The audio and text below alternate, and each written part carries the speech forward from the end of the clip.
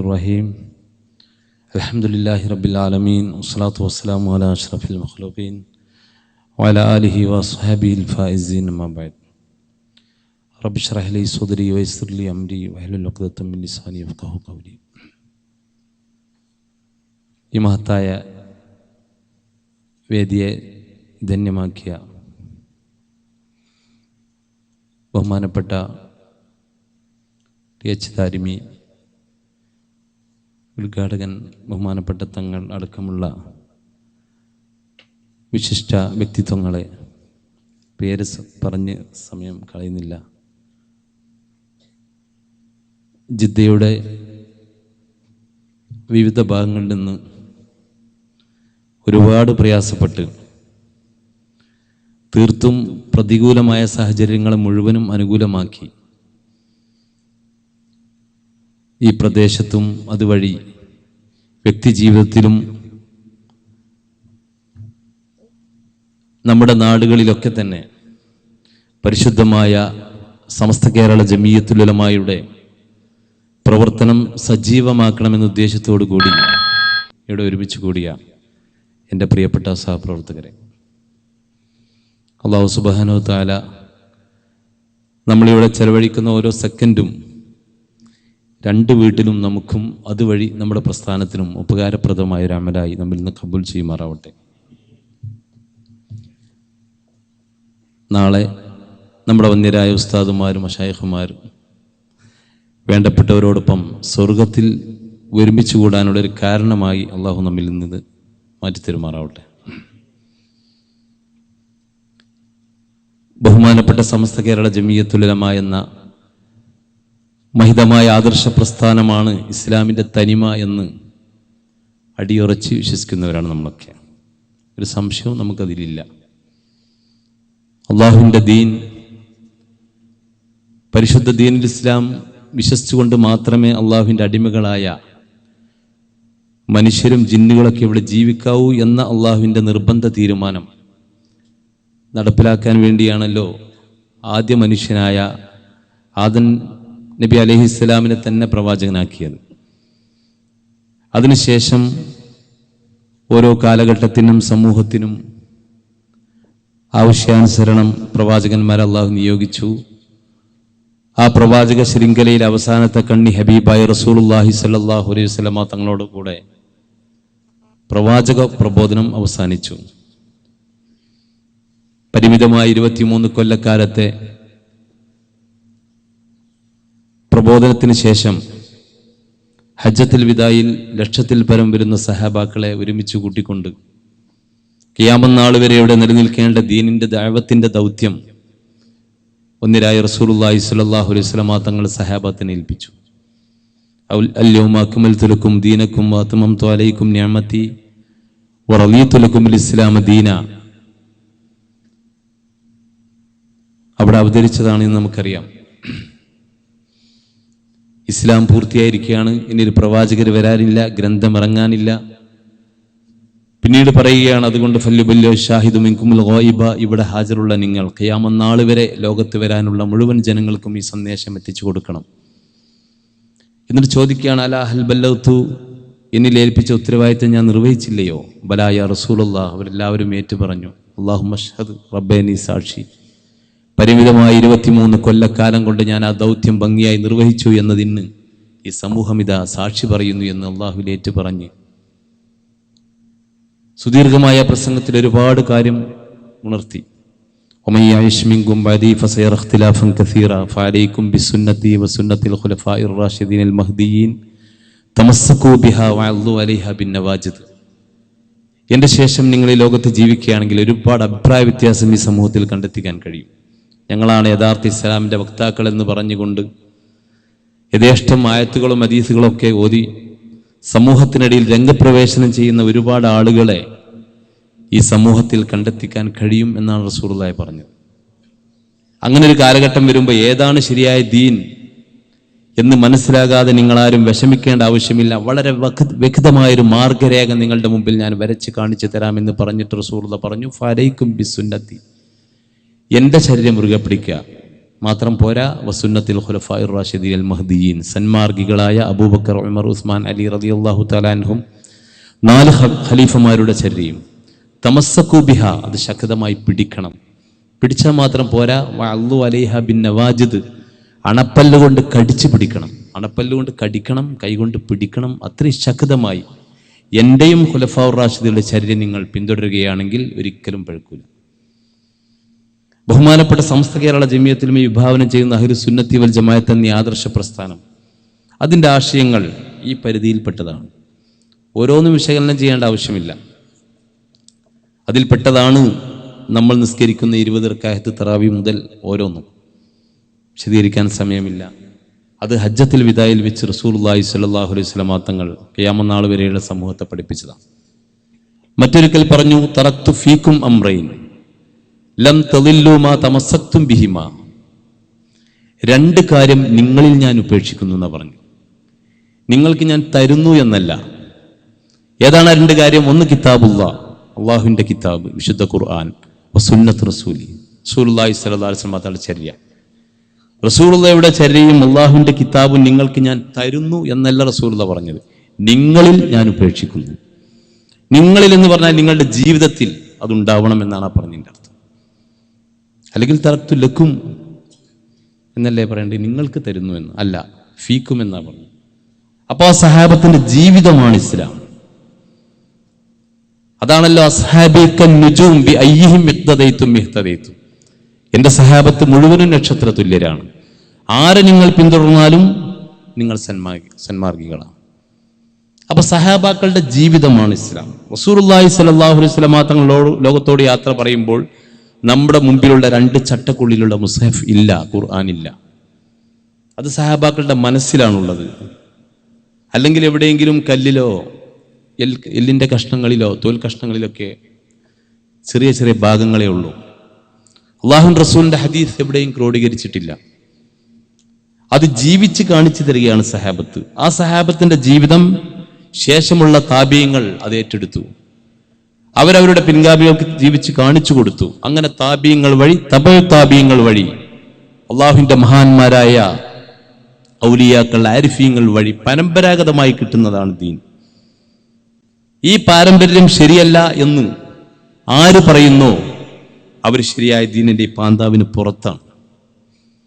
കേരളത്തിലെ മുസ്ലിയാക്കളെ ദീനിൽ തെളിവാക്കാൻ പറ്റാത്തതുപോലെ സഹാബാക്കളെയും ദീനിൽ തെളിവാക്കാൻ പറ്റുകയില്ല എന്ന് കേരളത്തിലെ വഹാബി മുജാഹിദ് പ്രസ്ഥാനത്തിന്റെ നേതാക്കൾ എഴുതി വെച്ചിട്ടുണ്ടെങ്കിൽ അവർക്കൊരിക്കലും ഖുർആൻ അംഗീകരിക്കാൻ കഴിയില്ല. കാരണം റസൂലുള്ള ഖുർആൻ കൊടുത്തിട്ടില്ല. ഇതാർക്കും മനസ്സിലാവുന്നൊരു സത്യമാണ്. പരമ്പരാഗതമായി എനിക്ക് കിട്ടിയ മതമെന്ന മാലയെ ഞാൻ പൊട്ടിച്ചെറിഞ്ഞു, ഞാൻ പുതിയൊരു മുസ്ലിമാകുന്നു എന്ന് പറഞ്ഞ മൗദൂദി സാഹിബിന് ഒരിക്കലും ഇസ്ലാമിന്റെ പാരമ്പര്യം അവകാശപ്പെടാൻ കഴിയില്ല. ലോകത്തുള്ള മുസ്ലിങ്ങൾ മുഴുവനും ഈ പാരമ്പര്യം അംഗീകരിച്ച് ജീവിച്ചു പോരുന്നവരാണ്. ഹബീബായ റസൂലുള്ളാഹി സ്വല്ലല്ലാഹു അലൈഹി വസല്ലം തങ്ങളുടെ കാലത്ത് തന്നെ കൊച്ചു കേരളത്തിൽ ഇസ്ലാമിന്റെ സന്ദേശം കടന്നു വന്നു എന്ന് നമ്മളൊക്കെ ഒരുപാട് മനസ്സിലാക്കിയതിനെ പഠിച്ചതാണ്. മുമ്പുള്ള പ്രഭാഷകരതയോട് പറയുകയും ചെയ്തു. ഹിജ്റ 5-ാം വർഷവുമൊക്കെ കേരളത്തിൽ പള്ളി ഉണ്ടായി. കൊടുങ്ങല്ലൂരെ പള്ളി റസൂലുള്ളാഹിയുടെ കാലത്തുണ്ടായ പള്ളിയാണ്. കണ്ണൂർ മാടായി പള്ളിയും റസൂലുള്ളാഹി സ്വല്ലല്ലാഹു അലൈഹി വസല്ലം തങ്ങളുടെ ജീവിതകാലത്ത് കൊച്ചുകാലത്തിൽ നിർമ്മിക്കപ്പെട്ട പള്ളികളാണ്. 920 ഹിജ്റ 20കൾക്ക് ശേഷം മാലിക് ഇബ്നു ദീനാർ റളിയല്ലാഹു അൻഹു അടുത്ത അനുചരന്മാരും കേരളത്തിൽ ദീൻ കൊണ്ടുവന്നു. അന്ന് മുതൽ ഇന്ന് വരെയുള്ള ഇസ്ലാമിന്റെ പാരമ്പര്യം എടുത്ത് പരിശോധിച്ചാൽ സമസ്ത കേരള ജമിയത്തുൽ ഉലമ വിശ്വസിക്കുന്ന, വിഭാവന ചെയ്യുന്ന ആദർശങ്ങൾ ഇടക്കാരും കടത്തിക്കൂട്ടിയതല്ല. ഖുത്ബ അറബിയിൽ മാത്രം ഓതുക എന്ന ഈ കേരളത്തിന്റെ പൈതൃകം, ഈ പാരമ്പര്യം അത് ആ കാലം തൊട്ട് പരമ്പരാഗതമായി നിലനിൽക്കുന്നതാണ്. സ്ത്രീകൾ പള്ളിയിൽ കയറുന്നില്ല എന്നതും അന്നു മുതലുള്ളതാണ്. ഖുത്ബ അറബിയിൽ മാത്രം ഓതുക എന്ന് പറഞ്ഞാൽ അത് ചെറിയ കാര്യമല്ല. പലരും പറയും ഖുത്ബ എന്ന് പറഞ്ഞാൽ പ്രസംഗം എന്ന് പറഞ്ഞാൽ തിരിയണം.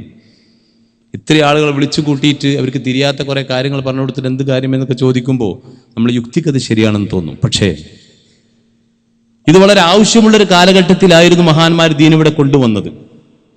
പഴയ കാലത്ത് ഇന്ന് നമ്മൾ ജുമയ്ക്ക് പോകുന്ന പോലെയല്ല പോവുക.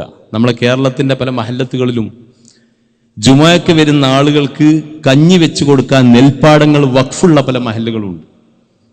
ഞാൻ ആ ഭാഗത്തേക്ക് പിന്നീട് വരികയാണ്. പല മഹല്ലുകളും പരിശോധിച്ചാൽ അങ്ങനെ കാണാൻ കഴിയും. കാരണം എന്താ? സുബഹിക്ക് ചൂട്ട് പിടിച്ചുകൊണ്ട് ആളുകൾ ജുമാക്ക് വരും.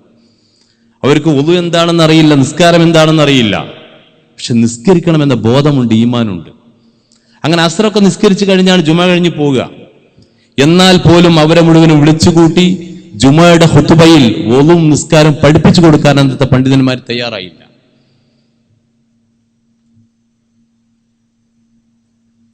ഇതാണ് നമ്മൾ മനസ്സിലാക്കേണ്ടത്. ഇന്ന് ഇസ്ലാം പഠിക്കാൻ ഒരുപാട് സംവിധാനങ്ങളുണ്ട്, മദ്രസകളുണ്ട്, പല മാർഗങ്ങളുണ്ട്. അവിടെ തന്നെ പറയണമെന്നില്ല. എന്നാലും അക്കാലത്ത് ആരും ഇത് പറഞ്ഞു കൊടുത്തില്ല.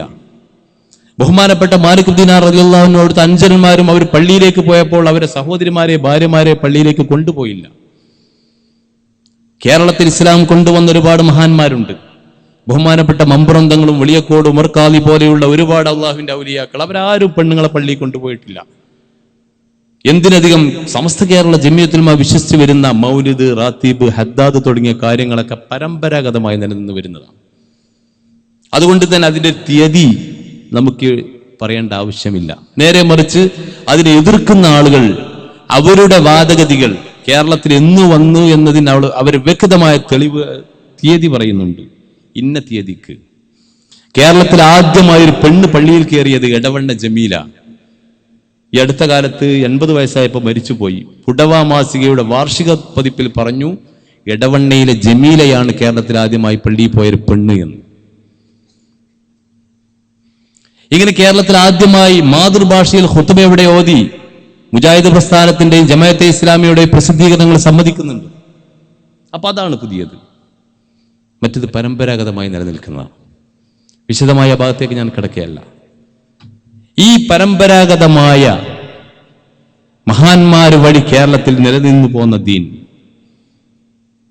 ആ ദീനിനെതിരെ, ഇത്തരം ചിന്താഗതികൾക്കെതിരെ പുതിയ ഒരു ആശയക്കാർ രംഗത്ത് വന്നപ്പോൾ അതിനെതിർക്കേണ്ടത്, സത്യം സമൂഹത്തെ ബോധ്യപ്പെടുത്തേണ്ടത് പണ്ഡിത ധർമ്മമാണ്.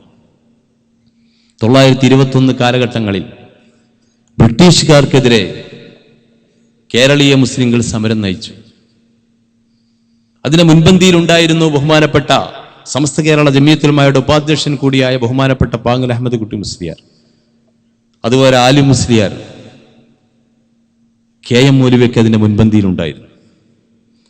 21 കാലഘട്ടങ്ങളിൽ ബ്രിട്ടീഷുകാർക്കെതിരെ സമരം നയിച്ച ഈ നേതാക്കളെ അറസ്റ്റ് ചെയ്യാനും അവരെ പിടിക്കാനും ബ്രിട്ടീഷ് പട്ടാളം രംഗപ്രവേശനം ചെയ്തപ്പോൾ 3 നേതാക്കളും 3 ശൈലിയാണ് സ്വീകരിച്ചത്. ബഹുമാനപ്പെട്ട പാങ്ങൽ അഹമ്മദ് കുട്ടി മുസ്ലിയാർ ഒളിഞ്ഞും തെളിഞ്ഞും ശത്രുക്കൾക്ക്, ബ്രിട്ടീഷ് പട്ടാളത്തിന് പിടികൊടുക്കാതെ മുസ്ലിങ്ങൾക്ക് നേതൃത്വം നൽകിക്കൊണ്ടിരുന്നു.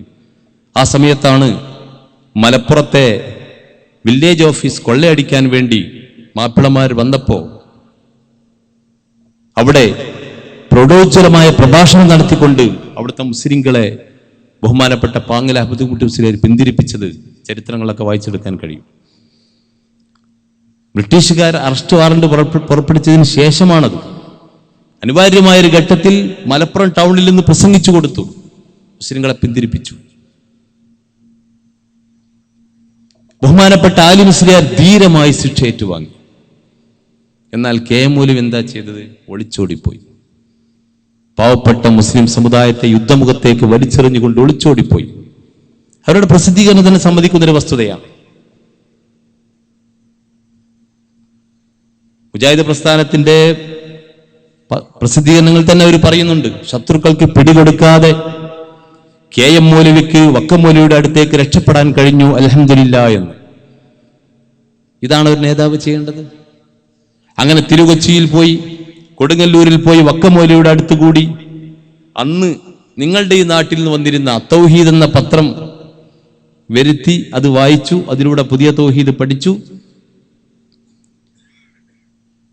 കേരളം ശാന്തമായി, ആർക്കും എവിടെയും എങ്ങനെയും പ്രസംഗിക്കാം, എന്തും പറയാമെന്നൊരവസ്ഥ വന്നപ്പോൾ തിരിച്ചു വന്ന് കേരളീയ മുസ്ലിങ്ങൾക്കിടയിൽ പുതിയ പുതിയ ആശയങ്ങൾ പ്രചരിപ്പിക്കാൻ തുടങ്ങി. മുജാഹിദ് പ്രസ്ഥാനം ആദ്യമായി കൊണ്ടുവന്ന നവോത്ഥാനം എന്തായിരുന്നു? നവോത്ഥാനത്തിന്റെ വക്താക്കളെന്ന് അവർ നാട് നീളെ പ്രസംഗിച്ച് നടക്കുന്നുണ്ട്. എന്താണ് ആദ്യത്തെ നവോത്ഥാനം? മലബാർ കലാപത്തോടുകൂടി പ്രത്യേകിച്ച് മലപ്പുറം ജില്ലയുടെ പല ഭാഗത്തും ഒരുപാട് ഉമ്മമാര് വിധവകളായി, ഒരുപാട് മക്കൾ അനാഥകളായി. ഒരുപാട് ചെറുപ്പക്കാരെ അന്തമാനിലേക്കും മറ്റും നാട് കടത്തപ്പെട്ടു. വാഗൺ ട്രാജഡിയൊക്കെ നമ്മൾ പഠിച്ചതാണ്. കൃഷിയിടങ്ങളൊക്കെ നശിപ്പിച്ചു. എല്ലാം തകർന്ന ഒരു സമൂഹത്തിന്റെ ഇടയിലേക്ക് ഈ നവോത്ഥാന പ്രസ്ഥാനക്കാർ ആദ്യമായി വന്ന് പറഞ്ഞതെന്താ? എല്ലാം നശിച്ചൊരു സമൂഹത്തോട് പറയുന്നു, നിങ്ങളുടെ ഉമ്മയും ഉപ്പയും വല്യപ്പയും വല്യമ്മയും മൗലൂദ് ഓതിയതിന്റെ പേരിൽ, കുത്തുബിയത്ത് ചൊല്ലിയതിന്റെ പേരിൽ അവർ മുശ്രിക്കായി നരകത്തിൽ പോയിരിക്കുന്നു എന്ന്. ഇതാണ് അവരാദ്യമായി സമൂഹത്തിന് മുമ്പിൽ കൊണ്ടുവന്ന നവോത്ഥാനം. എല്ലാം തകർന്നവരെ മാനസികമായി വിശ്വാസപരമായി വീണ്ടും പീഡിപ്പിക്കുകയായിരുന്നു. ഇവിടെയാണ് ബഹുമാനപ്പെട്ട സമസ്ത കേരള ജമിയത്തുൽ ഉലമയുടെ പ്രസക്തി നാം മനസ്സിലാക്കേണ്ടത്. ഈ ഒരു രംഗം വന്നപ്പോൾ ബഹുമാനപ്പെട്ട ബാരവി വരക്കൽ മുല്ലക്കോയ തങ്ങളുടെ വല്യപ്പ യമനിൽ നിന്ന്, ഹദർമൗത്തിൽ നിന്ന് കേരളത്തിലേക്ക് ഇസ്ലാമിന്റെ ദഅവത്തുമായി കടന്നു വന്നതാണ്. മമ്പറം തങ്ങളൊക്കെ അങ്ങനെ കടന്നു വന്നത്. അല്ലാഹുവിന്റെ റസൂൽ പറഞ്ഞ അൽ ഈമാനു യമാനിയു വൽ ഹിക്മത്തു യമാനിയ്യ. ശരിയായ ഈമാൻ യമനിന്റെ ഈമാനാണ്. ആ ഈ യമനിൽ നിന്ന് കടന്നു വന്ന ബാലവി വരക്കൽ മുല്ലക്കോയ തങ്ങൾ ഹബീബായ റസൂലുള്ളാഹി സ്വല്ലല്ലാഹു അലൈഹി വസല്ലമ തങ്ങളുടെ സ്വപ്നത്തിലുള്ള നിർദ്ദേശപ്രകാരം, ഇപ്പൊ പല ആളുകൾ സ്വപ്നം കാണുന്നില്ല, ആ സ്വപ്നമല്ല ഇത്. കച്ചവടത്തിന് വേണ്ടിയുള്ള സ്വപ്നമല്ല. വരക്കൽ മുല്ലക്കോയ തങ്ങൾ റസൂലുള്ളാഹി സ്വപ്നം കാണുകയാണ്. അല്ലാഹുവിന്റെ റസൂൽ മറ്റൊരിക്കൽ പറഞ്ഞു, എന്റെ സമുദായം നാശമാകുമ്പോൾ എന്റെ അഹ്ലു ബൈത്ത് നൂഹ് നബിയുടെ കപ്പൽ പോലെയാണെന്ന് പറഞ്ഞു. ആ റസൂലുള്ളാഹിയുടെ അഹ്ലു ബൈത്തിൽപ്പെട്ട വരക്കൽ മുല്ലക്കോയ തങ്ങൾ.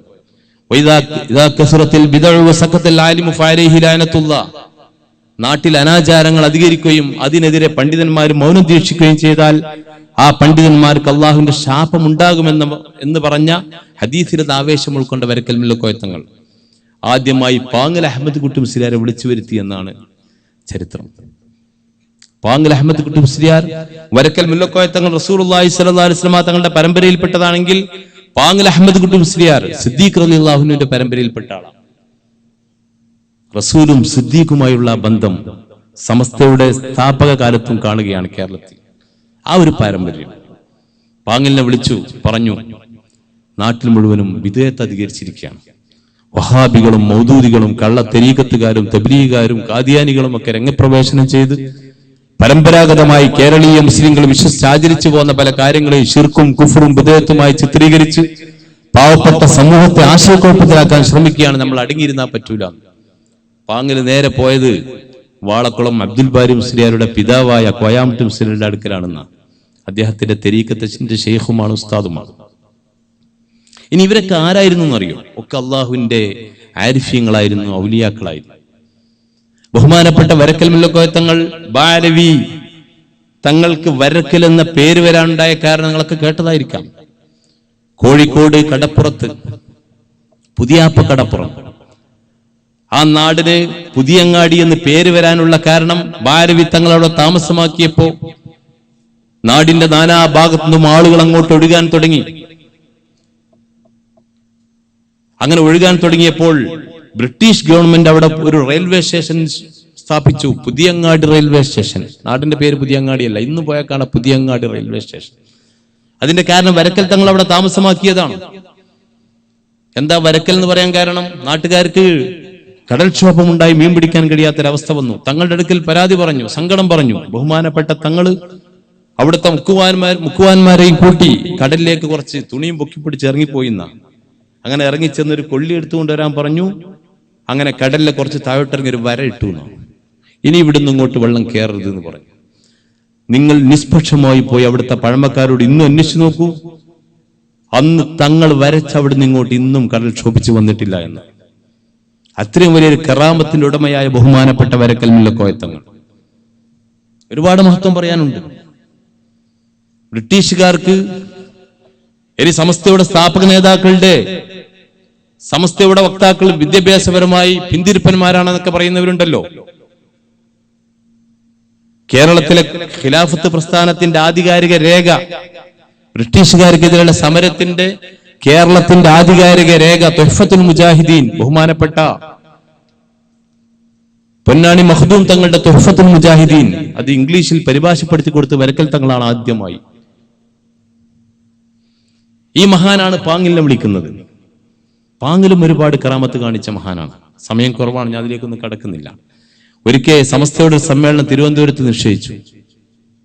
സമ്മേളനത്തിന് പോകുമ്പോൾ പാങ്ങിൽ പറഞ്ഞു, കൂടെയുള്ള കുട്ടിയാം സാഹിബിനോട് പറഞ്ഞു, എന്റെ പ്രസംഗം ഒന്ന് പെട്ടെന്ന് പാങ്ങിൽ തന്നെ ഇംഗ്ലീഷിൽ എഴുതിക്കൊണ്ട് അത് കോപ്പി എടുക്കാൻ പറഞ്ഞു. എന്തിനാണെന്ന് മനസ്സിലായില്ല. തിരുവനന്തപുരത്ത് എത്തി നോക്കുമ്പോൾ അവിടെ പോലീസ് ഇവരെ അറസ്റ്റ് ചെയ്യാൻ കാത്തിരിക്കുകയാണ്. അവിടെയുള്ള മുജാഹിദുകൾ പറഞ്ഞു, ഇദ്ദേഹം മുമ്പൊരു സ്വാതന്ത്ര്യ സമരത്തിൽ ഗവൺമെന്റിനെതിരെ സമരം നയിച്ച ആളാണ്, അയാളിവിടെ ഒന്ന് പ്രസംഗിച്ചാൽ ഇവിടെ വർഗീയ കലാപം ഉണ്ടാകും എന്ന് പറഞ്ഞ് അയാളെ അറസ്റ്റ് ചെയ്യാൻ പോലീസ് കാത്തു നിൽക്കുക. പാങ്ങൽ അഹമ്മദ് കുട്ടി മുസ്ലിയാർ തിരുവനന്തപുരത്ത് എത്തിയപ്പോൾ പോലീസ് വരികയാണ് അറസ്റ്റ് ചെയ്യാൻ. എന്താ വിഷയം? അദ്ദേഹം പ്രസംഗിച്ചാൽ ഇവിടെ വർഗീയ കലാപം ഉണ്ടാകും, കുഴപ്പമുണ്ടാകും.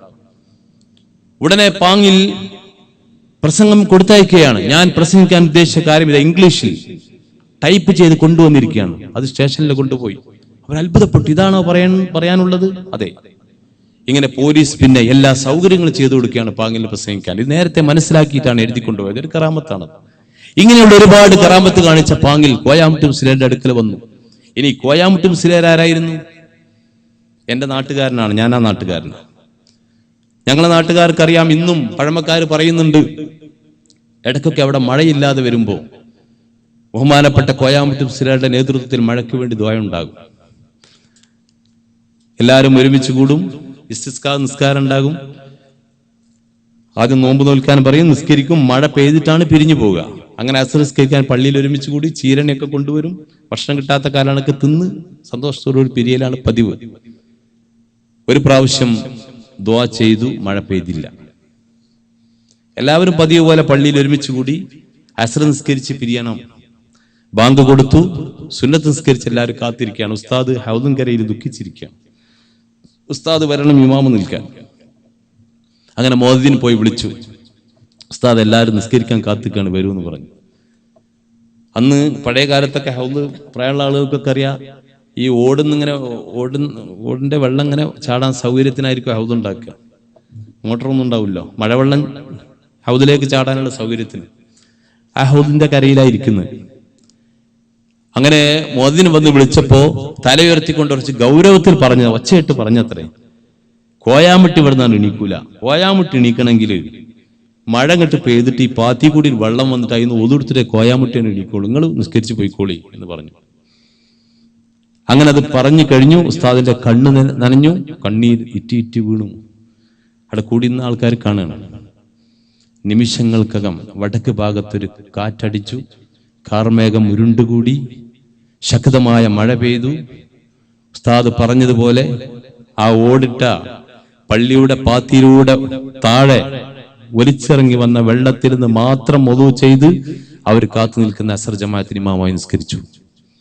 ആ കോയാമുട്ടി മുസ്ലിയാരുടെ അടുക്കലേക്കാണ് പാങ്ങിൽ വന്നത്. വരക്കൽ തങ്ങൾ പറഞ്ഞയച്ച സന്ദേശം പറഞ്ഞു. ബഹുമാനപ്പെട്ടവർ സുദീർഘമായി ദുആ ചെയ്തു കൊടുത്തു. നിങ്ങളുടെ സംരംഭം അല്ലാഹു വിജയിക്കട്ടെ. എനിക്ക് വരാൻ കഴിയില്ല, ഞാൻ രോഗിയാണ്. എന്റെ മകൻ അബ്ദുൽ ബാരി ചെറുപ്പക്കാരനാണ്, ബാക്കിയാത്തിൽ നിന്ന് വന്നതാണ്. അബ്ദുൽ ബാരിയെ വിളിച്ചിട്ട് പറഞ്ഞു പാങ്ങിലിന്റെ കൂടെ പോകണം. അങ്ങനെ പാങ്ങിലും അബ്ദുൽ ബാരിയും കൂടി കേരളത്തിലെ തലയെടുപ്പുള്ള പല പണ്ഡിതന്മാരെയും, മലപ്പുറം ജില്ലയുടെ ഈ ഭാഗത്തൊക്കെ അവര്, മറ്റു ഭാഗത്ത് വേറെ ആളുകളൊക്കെ വിളിച്ചു കൂട്ടി. കോഴിക്കോട് 925 ആദ്യമൊന്ന് കൂടിയെങ്കിലും, മുദാക്കര പള്ളിയിൽ കൂടിയെങ്കിലും 926 വളരെ വ്യവസ്ഥാപിതമായി കൊണ്ട് കോഴിക്കോട് ടൗൺ ഹാളിൽ വെച്ചുകൊണ്ട് രൂപീകരിച്ച മഹത്തായ സംഘടനയാണ് ബഹുമാനപ്പെട്ട സമസ്ത കേരള ജംഇയ്യത്തുൽ ഉലമ. തീർത്തും അനിവാര്യമായ ഒരു ഘട്ടത്തിൽ ഹബീബായ റസൂലുള്ളാഹി സ്വല്ലല്ലാഹു അലൈഹി വസല്ലം തങ്ങളുടെ നിർദ്ദേശപ്രകാരം ഉണ്ടാക്കിയ ഒരു സംഘടന. ഈ സംഘടന രൂപീകരിച്ച് അഹമ്മദ് കോയ ശാലിയാത്തി ആദ്യം ദുആ ചെയ്തു. ബഹുമാനപ്പെട്ട വരക്കൽ മുല്ലക്കോയ തങ്ങളെ പ്രസിഡന്റ് ആയിക്കൊണ്ട് സംഘടന രൂപീകരിച്ചതിന് ശേഷം വരക്കൽ അവിടെ ചെയ്തൊരു ദുആ ഉണ്ട്, നിങ്ങളൊക്കെ കേട്ടതാണ്, പഠിച്ചതാണ്. അല്ലാഹുവേ, ഞങ്ങളിതാ തീർത്തും അനിവാര്യമായ ഒരു ഘട്ടത്തിൽ ആലിമീങ്ങൾ ഒരുമിച്ച് കൂടിയിരിക്കുകയാണ്. റബ്ബേ, ഖിയാമത്ത് നാൾ വരെയുള്ള നിന്റെ ദീനിനെ സംരക്ഷിക്കാൻ ഞങ്ങൾ ഒത്തുകൂടിയിരിക്കുകയാണ്. ഞങ്ങളൊരു സംഘടനക്ക് രൂപം നൽകിയിരിക്കുകയാണ്. അല്ലാഹുവേ, എക്കാലവും ഈ സംഘടനയുടെ തലപ്പത്ത് നിന്നെ പേടിക്കുന്ന ഉഖറവിയായ ആലിമീങ്ങളെ ഇതിന്റെ തലപ്പത്ത് നീ കൊണ്ടുവരണേ. അവസാനം ഞങ്ങളുടെ പിൻഗാമികൾക്ക് ഈ ദൗത്യം മഹാനായ മഹ്ദി ഇമാമിന്റെ കയ്യിൽ ഏൽപ്പിക്കാൻ ഞങ്ങളുടെ പിൻഗാമികൾക്ക് നീ തൗഫീക്ക് നൽകണേ എന്നവർ ദുആ ചെയ്തു. അവിടെ കൂടി അള്ളാഹുവിന്റെ ഔലിയാക്കളായ ആരിഫീങ്ങൾ മുഴുവനും ആ ദുആക്ക് ആമീൻ പറഞ്ഞു. അതിലേറ്റവും പ്രായം കുറഞ്ഞൊരു പണ്ഡിതൻ, അക്കൂട്ടത്തിൽ ഏറ്റവും പ്രായം കുറഞ്ഞൊരു വ്യക്തിയായിരുന്നു ബഹുമാനപ്പെട്ട റഈസുൽ മുഹഖഖീൻ കണ്ണിയത്ത് ഉസ്താദ് നവ്വറല്ലാഹു മർക്കദഹു. ഏറ്റവും പ്രായം കുറഞ്ഞ വ്യക്തി. മറ്റുള്ള മുഴുവൻ തികഞ്ഞ പണ്ഡിതന്മാർ ഒരുപാട് കറാമത്ത് കാണിച്ചവർ, അതിലേക്കൊന്നും ഞാൻ പോകുന്നില്ല. കണ്ണിയത്ത് ഉസ്താദ് ഒരുപാട് കറാമത്ത് കാണിച്ചാണ്. നമ്മൾ സാധാരണ പറയാറുണ്ട്, ഇങ്ങനെ പറഞ്ഞാൽ മതിയല്ലേ, വച്ചിട്ടൊന്നും പറയണ്ടല്ലോ. നമ്മൾ സാധാരണ പറയാറുണ്ട് കണ്ണിയത്ത് ഉസ്താദ് അറിഞ്ഞുകൊണ്ടൊരു കറാഹത്ത് പോലും ചെയ്യാറില്ല. എനിക്കുണ്ടായൊരനുഭവം, ബഹുമാനപ്പെട്ട സമസ്ത കേരള ജമിയത്തുൽ ഉലമായുടെ രംഗത്ത് കുറച്ചാളുകൾ കുഴപ്പമുണ്ടാക്കി 1988, 89 കാലഘട്ടങ്ങളിൽ പിടിച്ചു പുറത്തിട്ടു. ഞാൻ അതിലേക്ക് വരാം ഇൻഷാ അല്ലാഹ്. ഏതായാലും ആ കാലഘട്ടത്തിൽ സമസ്ത പല ജില്ലകളും കേന്ദ്രീകരിച്ചുകൊണ്ട് വിശദീകരണ സമ്മേളനങ്ങൾ നടത്തി. എറണാകുളത്ത് നടന്ന വിശദീകരണ സമ്മേളനത്തിന്റെ പ്രചരണത്തിന് വേണ്ടി പട്ടിക്കാട് ജാമ്യയിൽ പഠിക്കുന്ന വിനീതനായ എന്നെയും ചില കുട്ടികളൊക്കെ ഉസ്താദുമാർ പറഞ്ഞയച്ചിരുന്നു. 2 ആഴ്ച മുമ്പ് തന്നെ അവിടെ സമസ്ത പറഞ്ഞു കൊടുക്കാൻ. അങ്ങനെ സമ്മേളനം നടക്കുന്ന, ഞങ്ങൾ നേരത്തെ അവിടെ ഉണ്ട്, സമ്മേളനം നടക്കുന്ന അന്ന് നേതാക്കൾക്ക് വേണ്ടി ഏർപ്പെടുത്തിയ ലോഡ്ജിലേക്ക് നേരത്തെ ശംസുൽ ഉലമ വന്നു. അതിനുശേഷം മലപ്പുറം ജില്ലയുടെ വടക്കേ അറ്റം കോഴിക്കോട് ജില്ലയുടെ ബോർഡറിൽ ഉള്ള വാഴക്കാട് നിന്ന് ക്ഷീണിതനായ രോഗിയായ അവശനായ കണ്ണിയത്ത് ഉസ്താദ് വരികയാണ്. അങ്ങനെ വന്ന് മഗ്‌രിബോട് അടുത്ത സമയം ലോഡ്ജിലേക്ക് കോണി കയറ്റി കൊണ്ടുവരുമ്പോ തളർന്ന് ക്ഷീണിച്ച അവശനായ കണ്ണിയത്ത് ഉസ്താദ് വരുമ്പോ തന്നെ പറയുന്നു, നിസ്കരിക്കണം എന്നാണ്. ഞങ്ങളൊക്കെ അവിടെ നിൽക്കുകയാണ് ഖിദ്മത്തിന് വേണ്ടി. പക്ഷേ കണ്ണിയത്ത് ഉസ്താദ് കയറി വരുന്നു എന്ന് കേട്ടപ്പോൾ തന്നെ ഇപ്പുറത്തെ റൂമിൽ നേരത്തെ എത്തിയ ശംസുൽ ഉലമ അവിടെ എഴുന്നേറ്റ് നിന്നു. പിന്നെ ഇരുന്നില്ല, കാരണം ഉസ്താദാണ് വരുന്നത്. ഉസ്താദിനെ എങ്ങനെ ബഹുമാനിക്കണമെന്ന് ശംസുൽ ഉലമ പഠിപ്പിക്കുകയാണ്. കണ്ണിയത്ത് ഉസ്താദ് വന്നു, നിസ്കരിക്കണമെന്നാ പറയുന്നത്. അപ്പൊ ക്ഷീണമുള്ളത് കൊണ്ട് തന്നെ നേരത്തെ തയ്യാറാക്കിയ ഹോർലിക്സ് കുടിക്കാൻ കൊടുത്തു. അത് കുടിച്ചപ്പോ പറഞ്ഞു കുൽക്കുയ്യണം എന്ന് പറഞ്ഞു. കുൽക്കുയ്യണം എന്ന് പറഞ്ഞാൽ എല്ലാവർക്കും തിരിയല്ലേ, വായിൽ വെള്ളം കൊപ്പിളിക്കണം, മലപ്പുറം ഭാഷ. അങ്ങനെ വായിൽ വെള്ളം ഒഴിച്ചു കൊടുത്തു. ഇടത്തോട്ട് തുപ്പാൻ ശ്രമിച്ചു, പക്ഷെ അവിടെ ബെഡാണ്. വലത്തെ ഭാഗത്ത് ബാത്റൂമിന്റെ വാതിൽ തുറന്നിട്ടിരിക്കുകയാണ്, വാഷ് ബേസിനും എല്ലാം സൗകര്യമുണ്ട്. പക്ഷേ ഇവിടെ തുപ്പാന്ന് പറഞ്ഞു, തുപ്പിയില്ല. കഴുത്ത് തളർന്നിരിക്കുകയാണ്. കൂടെയുള്ള ഷെരീഫ് ഗുരുക്കൾ പറഞ്ഞു, ഇനി പിടിച്ചു തിരിച്ചേ പറ്റൂ. ഞങ്ങളെല്ലാവരും കൂടി കണ്ണിയത്ത് കഴുത്ത് കുഴഞ്ഞ കണ്ണിയത്ത് പിടിച്ച് ഇങ്ങനെ തിരിച്ച് ഇടത്തെ ഭാഗത്തേക്ക് തുപ്പാനുള്ള സൗകര്യമായപ്പോൾ മാത്രം ആ വെള്ളം തുപ്പി. അവശനായ സമയത്ത് വലത്തോട്ട് തുപ്പൽ കറാഹത്താണെന്ന് പഠിച്ച കണ്ണിയത്ത് ഉസ്താദ് ആ സമയത്ത് പോലും വലതു ഭാഗത്തേക്ക് തുപ്പാൻ തയ്യാറായില്ല. ഞാനതിന് സാക്ഷിയാണ്, ഞങ്ങളവിടെ കൂടിയവരൊക്കെ സാക്ഷിയാണ്. എന്തൊക്കെ കറാമത്താണ് കാണിച്ചത്. കാസർഗോഡ് പോയി ആ ജീവിതത്തിന്റെ സൂക്ഷ്മത. കാസർഗോഡ് ഒരു മരണ വീട്ടിൽ ചെന്നു. ആ വീട്ടുകാരൻ നല്ലൊരു വാച്ച് കൊടുത്തു. ആ വീട്ടുകാരൻ്റെതായിരുന്നു, അദ്ദേഹം മരിച്ചു പോയിരിക്കുകയാണ്.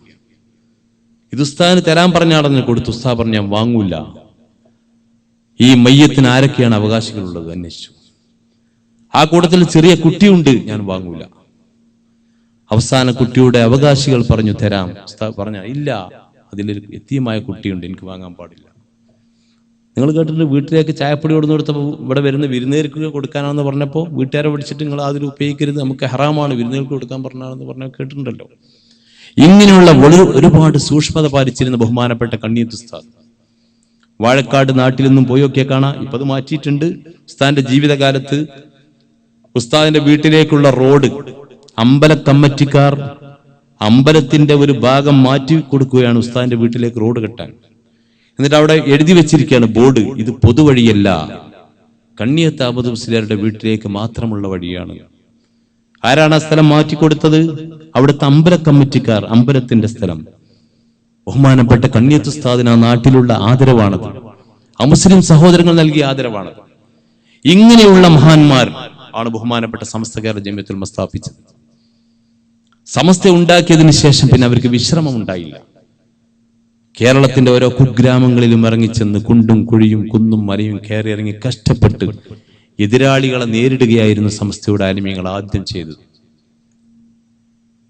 പഴയകാല പണ്ഡിതന്മാർ പറയുന്നു, 2 രൂപത്തിലുള്ള എതിരാളികളെ സമസ്തക്ക് പ്രതിരോധിക്കേണ്ടി വന്നു. ഒന്ന് സുന്നത്ത് ജമാഅത്തിനെതിരെയുള്ള വിഭാഗം, മറ്റൊരു വിഭാഗം മൗലവിമാരെന്നെ, പണ്ഡിതന്മാരെന്നെ. കണ്ണിയത്തിനെ പോലെയുള്ള കുത്തുബിയെ പോലെയുള്ള, ബഹുമാനപ്പെട്ട പാങ്ങിലിനെ പോലെയുള്ള, പറവണ്ണയെ പോലെയുള്ള, അബ്ദുൽ ബാരിയെ പോലെയുള്ള, വരക്കൽ തങ്ങളെ പോലെയുള്ള ആലിമീങ്ങൾ എന്ന് പറഞ്ഞാൽ ഇങ്ങനെ മൈക്കെട്ടി നാട്ടു പ്രസംഗിക്കാനുള്ളവരല്ല, ഒരു പള്ളിയിൽ കിതാബ് ഓതി കൊടുക്കേണ്ടവരാണ്. ഇതാരും മുറുവത്തിനെതിരാണെന്ന് പറഞ്ഞൊരു വിഭാഗം, അവരെ എതിർക്കേണ്ടി വന്നു, എതിരാളികളെയും നേരിടേണ്ടി വന്നു. അങ്ങനെ സമസ്തയുടെ ചരിത്രം 945 വരെ പ്രതിരോധ കാലഘട്ടമായിരുന്നു. വിധേയ ആശയക്കാർ, കള്ളത്തെരീക്കത്തുകാർ, കാദിയാനികൾ എവിടെ രംഗപ്രവേശനം ചെയ്താലും അവിടെ പോയി വലിയ വലിയ സമ്മേളനങ്ങൾ നടത്തിക്കൊണ്ട് സുന്നത്ത് ജമാഅത്തിന്റെ ആശയം സമൂഹത്തെ ബോധ്യപ്പെടുത്തി. അതുകൊണ്ടാണ് നമ്മളൊക്കെ ഇന്ന് അല്ല, കേരളീയ മുസ്ലിങ്ങൾ 95% ഇന്ന് സമസ്ത കേരള ജമിയത്തുൽ ഉലമായുടെ ആശയം അംഗീകരിക്കുന്നവരാണ്. മുജാഹിദുകാരുടെ വിശ്വാസങ്ങൾ ശരിയല്ല നമ്മൾ പറയുന്നുണ്ട്, ശരിയല്ല ബോധ്യമായി, പിളർന്ന് പിളർന്ന് പിളർന്ന് പിളർന്ന് തകർന്നുകൊണ്ടിരിക്കുകയാണ്. ജമാഅത്തെ ഇസ്ലാമി വെറും സാമ്പത്തിക തട്ടിപ്പിന്റെ പ്രസ്ഥാനം നമുക്ക് ബോധ്യമായി. ഖാദിയാനികൾ കാഫറാണ്, തബ്ലീഗ് ജമാഅത്തും ശരിയല്ല. അവരുടെ വിശ്വാസമൊക്കെ അവരെ പുതിയ ഖുർആൻ പരിഭാഷ രംഗപ്രവേശനം ചെയ്തതോടുകൂടി അവരെ പൊള്ളത്തരം സമൂഹത്തിനൊക്കെ ബോധ്യമായി.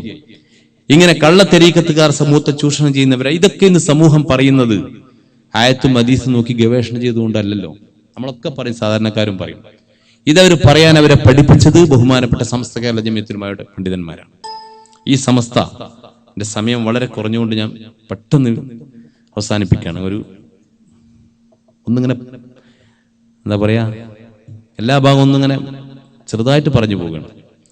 945 ബഹുമാനപ്പെട്ട സയ്യിദ് അബ്ദുറഹ്മാൻ ബാഫഖി തങ്ങൾ കാര്യവട്ട സമ്മേളനത്തിൽ വെച്ചൊരു പ്രഭാഷണം നടത്തി. അതിൽ പറഞ്ഞു, ഇതുവരെ നാം മതവിദ്യാഭ്യാസം പഠിപ്പിച്ചിരുന്നത് ഗവൺമെന്റിന്റെ സ്കൂൾ ഉപയോഗപ്പെടുത്തിക്കൊണ്ടായിരുന്നു. പക്ഷെ ഇന്ത്യ സ്വതന്ത്രമായപ്പോൾ ഗവൺമെന്റ് അതിന് സമ്മതിക്കുന്നില്ല. അതുകൊണ്ട് ഒരു മദ്രസ പ്രസ്ഥാനത്തെ കുറിച്ച് നമ്മൾ ചിന്തിക്കേണ്ടിയിരിക്കുന്നു എന്ന് ബാഫഖി തങ്ങൾ പറഞ്ഞ ആ പ്രസംഗത്തോടു കൂടി പണ്ഡിതന്മാർ ആ വഴിക്ക് ചിന്തിച്ചു. അങ്ങനെ 951 വടകരയിൽ വെച്ച് നടന്ന സമ്മേളനത്തിൽ ആദ്യമായി ഇതിനൊരു അഡ്ഹോക് കമ്മിറ്റിക്ക് രൂപം നൽകുകയും അതേ 951 തന്നെ 2-3 മാസം കഴിഞ്ഞപ്പോൾ വാളക്കുളം പുതുപ്പറമ്പ് ഞങ്ങളുടെ ജുമാഅത്ത് പള്ളിയുടെ മുകളിൽ വെച്ചുകൊണ്ട് വാളക്കുളം അബ്ദുൽ ബാരി മുസ്ലിയാർ സമസ്തയുടെ പ്രസിഡന്റ് ആയപ്പോൾ ബഹുമാനപ്പെട്ടവരുടെ അധ്യക്ഷതയിൽ വെച്ച് ഇസ്ലാം മത വിദ്യാഭ്യാസ ബോർഡ് രൂപീകരിച്ചു. 951 ആദ്യമായി 10 മദ്രസകൾക്ക് അംഗീകാരം നൽകിയ ഒന്നാമത്തെ മദ്രസ ഞങ്ങളുടെ മദ്രസയാണ്. ആ വിദ്യാഭ്യാസ ബോർഡിന്റെ കീഴിൽ ഇന്ന് 10,000-ഓളം മദ്രസകൾ കേരളത്തിനകത്തും പുറത്തും കേരളീയ മുസ്ലിങ്ങളുള്ള നാടുകളിലൊക്കെ പ്രവർത്തിച്ചു കൊണ്ടിരിക്കുന്നു. ഈ സമസ്തയുടെ ഒരു വൈജ്ഞാനിക വിപ്ലവം ലോകത്തെ ഇസ്ലാമിക രാജ്യങ്ങൾക്ക് പോലും മാതൃകയാണ്. ഇത് പറയുമ്പോൾ എനിക്ക് ഓർമ്മ വരുന്നത് ബഹുമാനപ്പെട്ട ശംസുൽ ഉലമ നവറല്ലാഹു മർഖദഹു ഇ.കെ. അബൂബക്കർ മുസ്ലിയാർക്ക് UAE ഔഖാഫ് ഔദ്യോഗികമായി ഒരു വിരുന്ന് ഏർപ്പെടുത്തി. UAE ഔഖാഫ് ഔദ്യോഗികമായി ഏർപ്പെടുത്തിയ വിരുന്നിൽ അബുദാബിയിൽ വെച്ച് അവിടുത്തെ മതകാര്യ വകുപ്പിന്റെ ഡയറക്ടർ ഹിഷാമുൽ ബുർഹാനി ശംസുൽമയെ ഇരുത്തിക്കൊണ്ട് പ്രസംഗം ചെയ്തു. ഷെയ്ഖ് അബൂബക്കർ ലാഹു ആലിമുൽ കേരള വലാഹു ആലിമുൽ ഹിന്ദ് ബൽ ഹു ആലിമുൽ ആലം. ഈ ഇരിക്കുന്ന ഷെയ്ഖ് അബൂബക്കർ കേരളത്തിൽ ഒതുങ്ങിക്കൂടേണ്ട ഒരു പണ്ഡിതനല്ല, ഇന്ത്യ രാജ്യത്തിന്റെ മാത്രം പണ്ഡിതനല്ല, ബൽ ഹു ആലിമുൽ ആലം, ലോകത്തിന്റെ മുഴുവനും പണ്ഡിതനാണ് എന്ന് പറഞ്ഞിട്ട് അദ്ദേഹം പറഞ്ഞു, ഈ ഷെയ്ഖ് അബൂബക്കറിന്റെ നേതൃത്വത്തിൽ കേരളത്തിൽ നടക്കുന്നത് പോലെയുള്ള ഒരു വൈജ്ഞാനിക വിപ്ലവം സൃഷ്ടിക്കാൻ ഗവൺമെന്റ് ചെലവിൽ ദീൻ നടത്തുന്ന അറബ് രാജ്യങ്ങൾക്ക് പോലും കഴിഞ്ഞിട്ടില്ല എന്ന്. ഇതൊരു ഏറ്റുപറച്ചിലായിരുന്നു. നമ്മുടെ നാട്ടിലൊരു സ്ഥാപനത്തിന്റെ മഹത്തായ സമ്മേളനത്തിലേക്ക് ക്ഷണിച്ചു വരുത്തുമ്പോൾ ആൾക്കൂട്ടത്തെ കണ്ട് ആവേശത്തിൽ പറയുന്ന ഒരു കാര്യമല്ല ഇത്. ഉത്തരവാദപ്പെട്ട ആളുകൾ കുറ്റസമ്മതം നടത്തുകയാണ് ആ സ്ഥാനത്തേക്ക് ക്ഷണിച്ചു വരുത്തിയിട്ട്. അന്ന് ആ പരിപാടിയിൽ മക്കയിലെ മുഹമ്മദ് മാലിക്കി ഉണ്ടായിരുന്നു, അതുപോലെ കുവൈറ്റിലെ യൂസുഫ് റിഫായി ഉണ്ടായിരുന്നു. ഒക്കെ മതകാര്യ വകുപ്പിന്റെ നേതാക്കളാണ്. അവരൊക്കെ അത് സമ്മതിച്ചു. ബഹ്റൈനിലെയും ഖത്തറിലെയും നേതാക്കൾ ഉണ്ടായിരുന്നു. ഇവിടെ KMCCയുടെ നേതാക്കൾ ഇരിക്കുന്ന വേദിയാണ്. നമ്മളൊക്കെ പല രാഷ്ട്രീയ പാർട്ടിയിലും പ്രവർത്തിക്കുന്നവരാണ്, പ്രത്യേകിച്ച് മുസ്ലിം ലീഗിന്റെ ഒക്കെ വക്താക്കളാണ് നമ്മളൊക്കെ. എന്നാൽ ഇന്ന് കൊച്ചു കേരളത്തിൽ കാസർഗോഡ് മുതൽ തിരുവനന്തപുരം വരെ നമ്മളൊരു പരിശോധന നടത്തുകയാണെങ്കിൽ ഓരോ മഹല്ലത്തിലും കോടിക്കണക്കിന് രൂപയുടെ ആസ്തിയുള്ള മദ്രസ കെട്ടിടങ്ങൾ, പള്ളികൾ, അറബി കോളേജുകൾ, യതീംഖാനകൾ, മതസ്ഥാപനങ്ങളുടെ കോംപ്ലക്സുകൾ, ഷോപ്പിംഗ് സെന്ററുകൾ, അതുപോലെ ഒരുപാട് ഭൂമികളൊക്കെ കാണാം. ഇതൊന്നും ജനകീയ ആസൂത്രണ ഫണ്ടല്ല, MP യുടെ MLA യുടെ പ്രധാനമന്ത്രിയുടെ ഫണ്ടല്ല. പാവപ്പെട്ട സമുദായത്തിൽ നിന്ന് പിരിച്ചെടുത്തുണ്ടാക്കുന്നതാണ്. പ്രത്യേകിച്ച് വിദേശികളായ നമ്മുടെയൊക്കെ വിയർപ്പിന്റെ ഫലമാണ് കണ്ടുകൊണ്ടിരിക്കുന്നത്. ഇങ്ങനെ ദീനിനകമഴിഞ്ഞ് സഹായിക്കണമെന്നൊരു ബോധം നമുക്കുണ്ടാക്കി തന്നത് ബഹുമാനപ്പെട്ട സമസ്ത കേരള ജമിയത്തുൽ ഉലമായുടെ പണ്ഡിതന്മാരാണ്.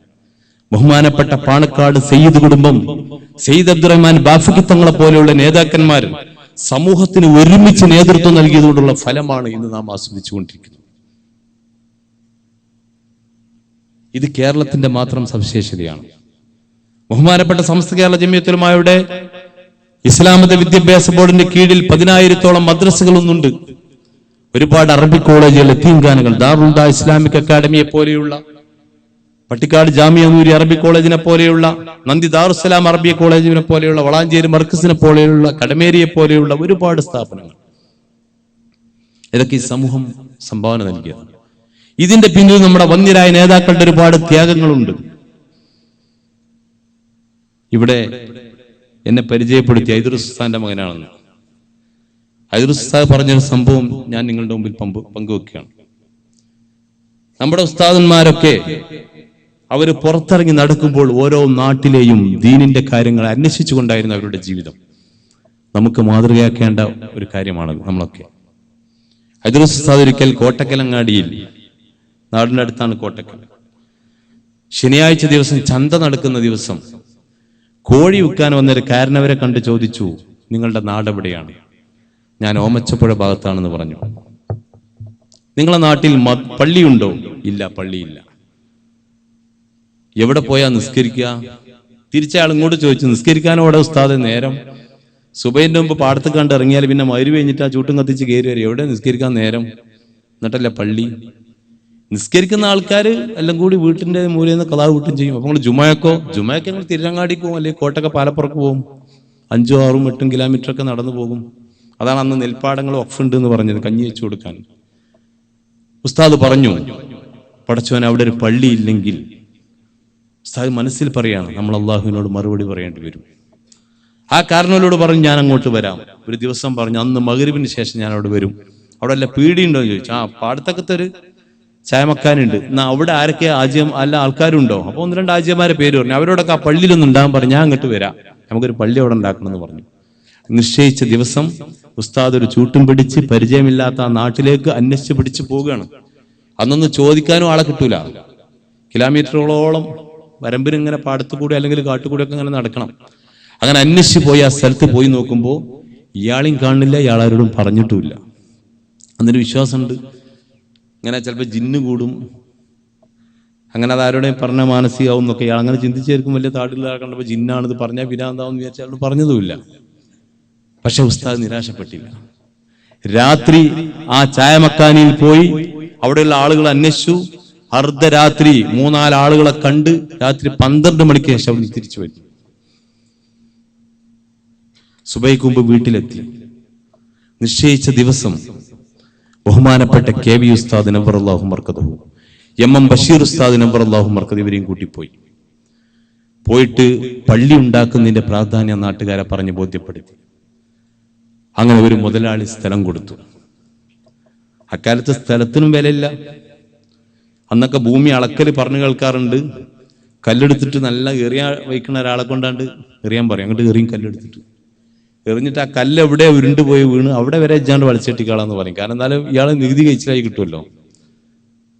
അങ്ങനത്തെ ഒരു കാലഘട്ടത്തിൽ സ്ഥലം കൊടുത്തു പലരും. അങ്ങനെ ബഹുമാനപ്പെട്ട കെ വി ഉസ്താദും ബഷീർ ഉസ്താദും ഐദുറൂസ് ഉസ്താദും ബഹുമാനപ്പെട്ട ആദർശേരി മുഹമ്മദ് മുസ്ലിയാർ എന്ന കേരളത്തിലെ 4 പ്രൗഢോജ്വല പ്രഭാഷകർ ആഴ്ചകളോളം അവിടെ പോയി വയല് പറഞ്ഞു കൊടുക്കുകയാണ്.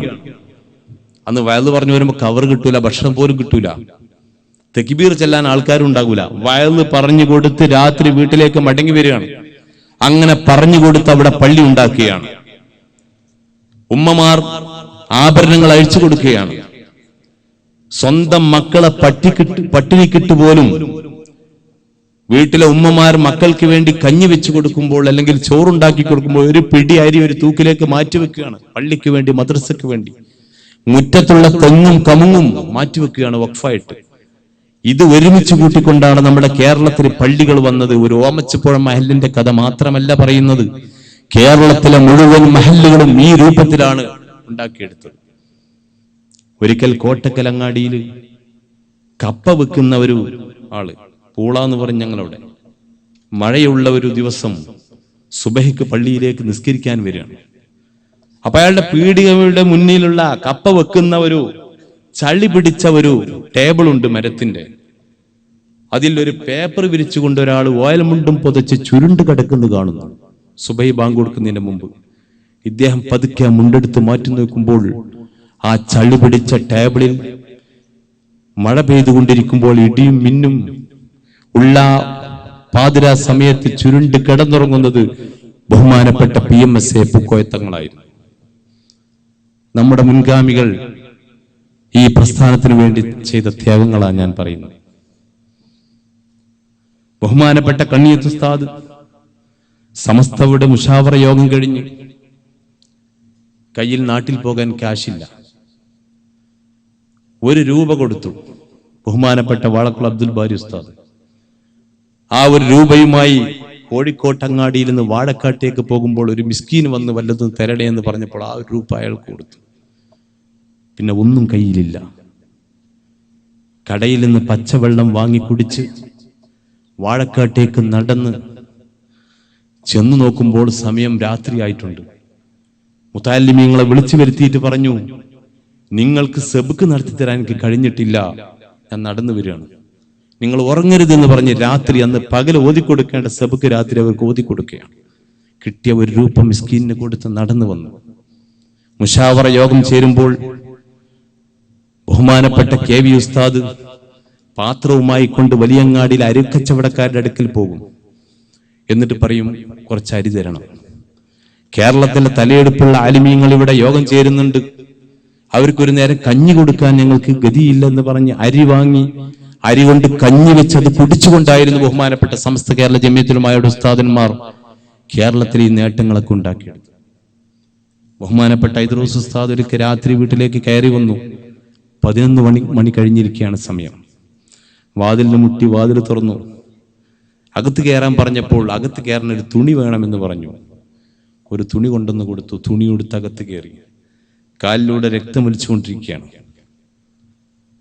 എന്താ കാരണം എന്ന് ചോദിച്ചപ്പോൾ എടരിക്കോടങ്ങാടിയിൽ നിന്ന് പുതുപ്പറമ്പിലേക്ക് 4 കിലോമീറ്ററിലധികം നടക്കണം. റോഡില്ല, പുല്ല് നിറഞ്ഞ പാറപ്പുറത്ത് കൂടി ഇങ്ങനെ വഴിയിലൂടെ വരികയാണ്, ചൂട്ടും പിടിച്ച്. അങ്ങനെ എടരിക്കോട് കഴിഞ്ഞപ്പോൾ തന്നെ ഒരു ചെറിയ കുണ്ടുണ്ട്. ആ കുണ്ടിൽ നിന്ന് മുള്ള് തുണിയിൽ കുടുങ്ങി. ഈങ്ങമുള്ളു എന്ന് പറയുന്ന മുള്ളാണ്. തുണിയിൽ കുടുങ്ങി, അതും വലിച്ചു വന്നതാണ്. മുള്ളു കുടുങ്ങി കാലിന് ചോര ഒലിച്ചുകൊണ്ടിരിക്കുകയാണ്. നേരം പുലർന്ന് ഞങ്ങൾ മക്കളാണ് ആ തുണിയിൽ നിന്ന് മുള്ളു വേർപ്പെടുത്തിയത്. വീട്ടിലുള്ള ഉമ്മാമ്മ ചോദിച്ചു, ആ മുള്ളു വേർപ്പെടുത്തിയിട്ട് പോന്നാ പോരായിരുന്നോ? ഉസ്താദ് പറഞ്ഞു, മുള്ളു വേർപ്പെടുത്താൻ പറ്റിയില്ല. തെരുവ് പട്ടികൾ, നായ്ക്കളൊപ്പം കൂടിയിട്ട് കൊട കൊണ്ട് നായ്ക്കളങ്ങനെ അടിച്ചടിച്ച് നടന്ന് വന്നിട്ട് എനിക്ക് മുള്ളൊഴിവാക്കാൻ പറ്റിയില്ല എന്ന്. കാലിന് രക്തം ഒലിച്ചുകൊണ്ടാണ് വീട്ടിലേക്ക് കയറി വന്നത്. അതുകൊണ്ട് പിറ്റേ ദിവസം വിശ്രമിക്കല്ല, വീണ്ടും പോവുകയാണ്.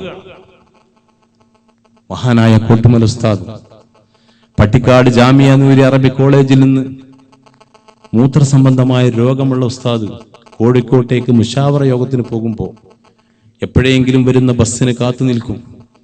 കോഴിക്കോട്ട് നിന്ന് 4 പ്രാവശ്യം ബസ്സിൽ കയറി ഇറങ്ങിക്കൊണ്ടാണ് കോഴിക്കോട് എത്തുക. മലപ്പുറത്ത് പെരിന്തൽമണ്ണയിൽ വഴിയിലൊക്കെ നിശ്ചയ സ്ഥലങ്ങളിൽ മൂത്രമൊഴിച്ചാണ് പോകുന്നത്. ഇങ്ങനെ ബഹുമാനപ്പെട്ട സമസ്ത കേരള ജമിയത്തുലമായുടെ ഉസ്താദന്മാർ ഒരുപാട് ത്യാഗങ്ങൾ സഹിച്ചുകൊണ്ട് കെട്ടിപ്പടുത്ത പ്രസ്ഥാനം. 951 ഇസ്ലാം മത വിദ്യാഭ്യാസ ബോർഡ് രൂപീകരിച്ചതെങ്കിൽ 954 താനൂരിൽ വെച്ച് നടന്ന സമസ്തയുടെ സമ്മേളനത്തിൽ ബഹുമാനപ്പെട്ട പറവണ്ണ മൊയ്തീൻ കുട്ടി മുസ്ലിയാർ യുവാക്കളെയും ബഹുജനത്തെയും സമസ്തയുടെ പിന്നിൽ അണിനിരത്തുന്നതിന്റെ പ്രാധാന്യം പറഞ്ഞ് പ്രസംഗിച്ചു. ആ പ്രസംഗം മുതലാണ് SYS എന്നൊരു ചിന്ത വരുന്നത്. തൊട്ടടുത്ത ബദർ ദിനം റമദാൻ 17 കോഴിക്കോട് അൻസാറുൽ മുസ്ലിമീൻ സംഘം ഓഫീസിൽ വെച്ചുകൊണ്ട് സുനിയോജന സംഘം രൂപീകരിച്ചു. ആദ്യമായി അതിന്റെ യൂണിറ്റ് വാളക്കുളം പുതുപ്പറമ്പിലിടുകയാണ്. അബ്ദുൽ ബാരി ഉസ്താദ് പ്രസിഡന്റാണ്. പ്രസിഡന്റിന്റെ നാട്ടിൽ ആദ്യമായൊരു താലൂക്ക് കമ്മിറ്റി ഉണ്ടാക്കിയാണ് തിരൂർ താലൂക്ക് കമ്മിറ്റി. ആ താലൂക്ക് കമ്മിറ്റിയുടെ കീഴിൽ ആദ്യമായൊരു ദൗത്യ സംഘം SYSന്റെ സന്ദേശം മഹല്ലത്തുകളിൽ എത്തിക്കാൻ പുറപ്പെടുകയാണ്. അബ്ദുൽ ബാരി ഉസ്താദ് സുദീർഘമായി ദുആ ചെയ്തു. ബഹുമാനപ്പെട്ട ഇദ്രീസ് ഉസ്താദ്, ബഹുമാനപ്പെട്ട KV ഉസ്താദ്, KP ഉസ്മാൻ സാഹിബ്, ബഹുമാനപ്പെട്ട ബഷീർ ഉസ്താദ്, ബഹുമാനപ്പെട്ട SM ജിഫ്രി തങ്ങൾ, അബ്ദുൽ കോയ തങ്ങളും കൂടി ബഹുമാനപ്പെട്ട അബ്ദുൽ ബാരി ഉസ്താദിന്റെ ദുആക്ക് ശേഷം പുറപ്പെടുകയാണ്. മലപ്പുറം ജില്ലയുടെ മഹല്ലുകളിൽ അവർ കയറിയിറങ്ങി. കോഴിക്കോട് ജില്ലയിൽ പോയപ്പോൾ ശംസുലമയും ഹസൻ മുസ്ലിയാരും ഒക്കെ അവരെ സ്വീകരിച്ചു. അന്ന് വയനാട്ടിലുണ്ടായിരുന്ന വാണിയമ്പലം ഉസ്താദ് അവിടെ സ്വീകരിച്ചു. അങ്ങനെ കേരളത്തിന്റെ എല്ലാ ജില്ലകളിലും ഇറങ്ങിച്ചെന്ന് സുന്നി യുവജന സംഘത്തിന്റെ സന്ദേശം അറിയിക്കുകയാണ്. അന്ന് എന്താണ് SYSന് പ്രവർത്തിക്കാനുള്ളത്? നേരത്തെ പറഞ്ഞതുപോലെ മഹല്ലത്തുകൾ സ്ഥാപിക്കുക, പള്ളികൾ ഉണ്ടാക്കുക, മദ്രസകൾ ഉണ്ടാക്കുക, മുസ്ലിം സമൂഹത്തിന് ദീനിയായ അച്ചടക്കം പഠിപ്പിക്കുക. ഇതാണ് SYSന്റെ സന്ദേശം. ഇന്നൊരു നാട്ടിൽ പോയി ഇവിടെ SYS ഉണ്ടാക്കണമെന്ന് പറഞ്ഞാൽ ആദ്യം അവിടുത്തെ കാരണന്മാർ പറയും, ഇവിടെ പോയി അങ്ങനത്തെ കുഴപ്പമൊന്നുമില്ലല്ലോ. ഇന്ന് SYS എന്ന് പറഞ്ഞാൽ കുഴപ്പമുള്ളടത്ത് ഉണ്ടാക്കാനുള്ള സംഘടനയായി സമൂഹം തെറ്റിദ്ധരിച്ചിരിക്കുകയാണ്. ഒരു വിഭാഗം അങ്ങനെ ഈ സംഘടനയെ തെറ്റിദ്ധരിപ്പിച്ചു. എന്നാൽ ഈ ബഹുമാനപ്പെട്ട സമസ്ത കേരള ജമിയത്തുൽ ഉലമ അനിവാര്യമായ ഘട്ടത്തിൽ വ്യത്യസ്ത സംഘടനകൾ ഉണ്ടാക്കി. 957 റേഞ്ച് ജമിയത്തുൽ മുഅല്ലിമീൻ ഉണ്ടാക്കി. 967 തിരൂരങ്ങാടി താലൂക്ക് സുന്നി മഹല്ല് ഫെഡറേഷൻ രൂപീകരിച്ചു. അത് 83 ജില്ലാ കമ്മിറ്റിയായി, 87 അത് സംസ്ഥാന കമ്മിറ്റിയാക്കി. പിന്നെ 973 വിദ്യാർത്ഥികൾക്ക് വേണ്ടി SSF എന്നൊരു സംഘടനയുണ്ടാക്കി. ബഹുമാനപ്പെട്ട Panakkad Sayyid Aidali Shihab Thangal president, doctor Bahauddeen Kooriyad Nadvi general സെക്രട്ടറിയുമായി കൊണ്ട് പട്ടിക്കാട് ജാമിഅ അറബി കോളേജിൽ വെച്ചുണ്ടാക്കി. ആ സംഘടന സമൂഹത്തിൽ പ്രവർത്തിച്ച് വലുതായി വന്നപ്പോൾ അത് ലക്ഷ്യം മാറി സഞ്ചരിക്കാൻ തുടങ്ങി. അങ്ങനെ ഓരോ മേഖലയിലും സമസ്തക്ക് കീഴടങ്ങളുണ്ടായി. എന്നാൽ സമസ്തയുടെ തുടക്കം മുതൽക്ക് തന്നെ എതിരാളികളും ഉണ്ടായിട്ടുണ്ട്. അതൊരു ഹക്കായ പ്രസ്ഥാനം. ഒരു പ്രസ്ഥാനം ഹക്കാവണമെങ്കിൽ ഒരു ബാത്തിൽ അതിന്റെ കൂടെ വേണം. അല്ലാഹു സുബ്ഹാനഹു വ തആല ആദം നബി അലൈഹി ഇസ്ലാമിനെ പ്രവാചകനാക്കിയപ്പോ ആ പ്രവാചകനെ വഴിതെറ്റിക്കാൻ ഇബ്ലീസിനെ ഇറക്കി. ബാത്തിലിനോട് പ്രതിരോധിക്കുമ്പോഴേ ഹക്കായി ഉണ്ടാവുകയുള്ളൂ. അത് അള്ളാഹുവിന്റെ തീരുമാനമാണ്. അങ്ങനെ തന്നെ എന്നും ഉണ്ടാകുക. സമസ്ത കേരള ജമിയത്തുൽ ഉലമാക്കെതിരിൽ പലരും രംഗത്ത് വന്നിട്ടുണ്ട്. കേരളത്തിലെ കുറച്ച് പണ്ഡിതന്മാരെ കൂടി അഖില കേരള ജമിയത്തുൽ ഉലമ എന്നൊരു സംഘടന ഉണ്ടാക്കി. ആ സംഘടന ഉണ്ടാക്കിയപ്പോൾ പലരും അതിൽ കൂടി. ബഹുമാനപ്പെട്ട ഇദ്രീസ് ഉസ്താദിന്റെ ഒരു ഉസ്താദും അതിലുണ്ടായിരുന്നു. ആ ഉസ്താദ് ഇദ്രീസ് ഉസ്താദിനോട് പറഞ്ഞത്രേ, ഇനി അഖിലയിൽ പ്രവർത്തിക്കണം. ഉസ്താദിന് മനസ്സ് സമ്മതിക്കുന്നില്ല. അങ്ങനെ ബഹുമാനപ്പെട്ട ചാപ്പനങ്ങാടി ബാപ്പു മുസ്ലിയാരോട് ചോദിച്ച് ചെയ്യാമെന്ന് തീരുമാനിച്ചു. ബാപ്പു മുസ്ലിയാരുടെ അടുക്കൽ പോയി. ബാപ്പു മുസ്ലിയാർ അന്ന് കോട്ടക്കൽ പാലപ്പുറ പള്ളിയിൽ ഹൽവത്തിനിരിക്കുകയാണ്. എന്ന് പറഞ്ഞാൽ ഔലിയാക്കന്മാര് ഉള്ള ഇരിക്കുന്ന ഒരു ഒറ്റപ്പെട്ട സമൂഹത്തിൽ നിന്ന് മാറിയിരിക്കുന്ന ഒരവസ്ഥയാണ്. അങ്ങനെ ബാപ്പു മുസ്ലിയാരെ കാണുമോ, എത്ര നിൽക്കേണ്ടി വരും, എപ്പോഴാ കാണുമെന്നും അറിയില്ല. ഏതായാലും പോയി. അങ്ങനെ പാലപ്പുറ പള്ളിയിലേക്ക് കുറെ സ്റ്റെപ്പ് കയറി വരണം. സ്റ്റെപ്പ് ഇങ്ങനെ കയറി വരുമ്പോൾ ഇദ്രീസ് ഉസ്താദ് ഒരു നിലാട്ടം കാണുകയാണ് വരാന്തയിൽ. കയറി വന്ന് നോക്കുമ്പോൾ ബാപ്പു മുസ്ലിയാരാണ്. ഇദ്രീസ് ഉസ്താദിനെ കാത്തു നിൽക്കുന്നത് പോലെ അങ്ങനെ നിൽക്കുകയാണ്. ചെന്ന് സലാം പറഞ്ഞു. സലാം മടക്കിയ ഉടനെ പറഞ്ഞത്രേ, സമസ്തയിൽ ഉറച്ചു നിൽക്കണം, അത് അള്ളാഹുവിന്റെ ഔലിയാക്കൾ ഉണ്ടാക്കിയതാണ്, അതല്ലാത്തതൊക്കെ ഇവിടെ ഇല്ലാതായി പോകും, സമസ്തയിൽ തന്നെ ഉറച്ചു നിൽക്കണം എന്ന് പറഞ്ഞ് അകത്തേക്ക് കടന്ന് വാതിലടച്ചു. അതും അള്ളാഹുവിന്റെ ഒരു വലിയാണ്. സംശയത്തിൽ തന്നെ ഉറച്ചു നിൽക്കാൻ തീരുമാനിച്ചു. ഈ അഖില കേരള ജമിയത്തുൽ ഉലമ 960കളിലാണത് പ്രവർത്തിച്ചിരുന്നത്. ഈ അഖില കേരള ജമിയത്തുൽ ഉലമയുടെ ജോയിന്റ് സെക്രട്ടറി ആയിരുന്നു വിഘടിത സമസ്തയുടെ നേതാവ് എന്ന് പറയുന്ന കേരളത്തിലെ പ്രശ്നങ്ങളൊക്കെ ഉണ്ടാക്കിയ വ്യക്തി. അതിന്റെ പത്രമായ അൽ ജമിയത്തിന്റെ പത്രാധിപർ കൂടിയായിരുന്നു കാന്തപുരം AP അബൂബക്കർ മുസ്ലിയാർ. ആർക്കും നിഷേധിക്കാൻ കഴിയാത്തൊരു സത്യമാണ്. കുറ്റിച്ചിറയിൽ വെച്ച് നടന്ന സമസ്തയുടെ ഒരു സമ്മേളനത്തിൽ സാധാരണ സൗമ്യമായി സംസാരിക്കാറുള്ള പാണക്കാട് സയ്യിദ് കുടുംബത്തിന്റെ കാരണവർ പാണക്കാട് PMSA പുക്കോയത്തങ്ങൾ പെട്ടെന്ന് ശബ്ദം ഉയർത്തിക്കൊണ്ട് മുഖം ചുളിച്ച് ഗൗരവത്തിൽ പറഞ്ഞു, ഇവിടെ അഖിലയും വേണ്ട കൊകിലയും വേണ്ട, അഖിലപ്പോട്ടെ എന്ന് പറഞ്ഞു. തങ്ങൾ ആ പറഞ്ഞതിന് ശേഷം അഖില പിരിച്ചിടാൻ പോലും ആളില്ലാത്ത വിധം അത് തകർന്നുപോയി. 974 ഇദ്ദേഹം സംസ്ഥയിലേക്ക് കയറി വരികയാണ്. ബഹുമാനപ്പെട്ട ഐനിക്കാട് ഇബ്രാഹിം മുസ്ലിയാർ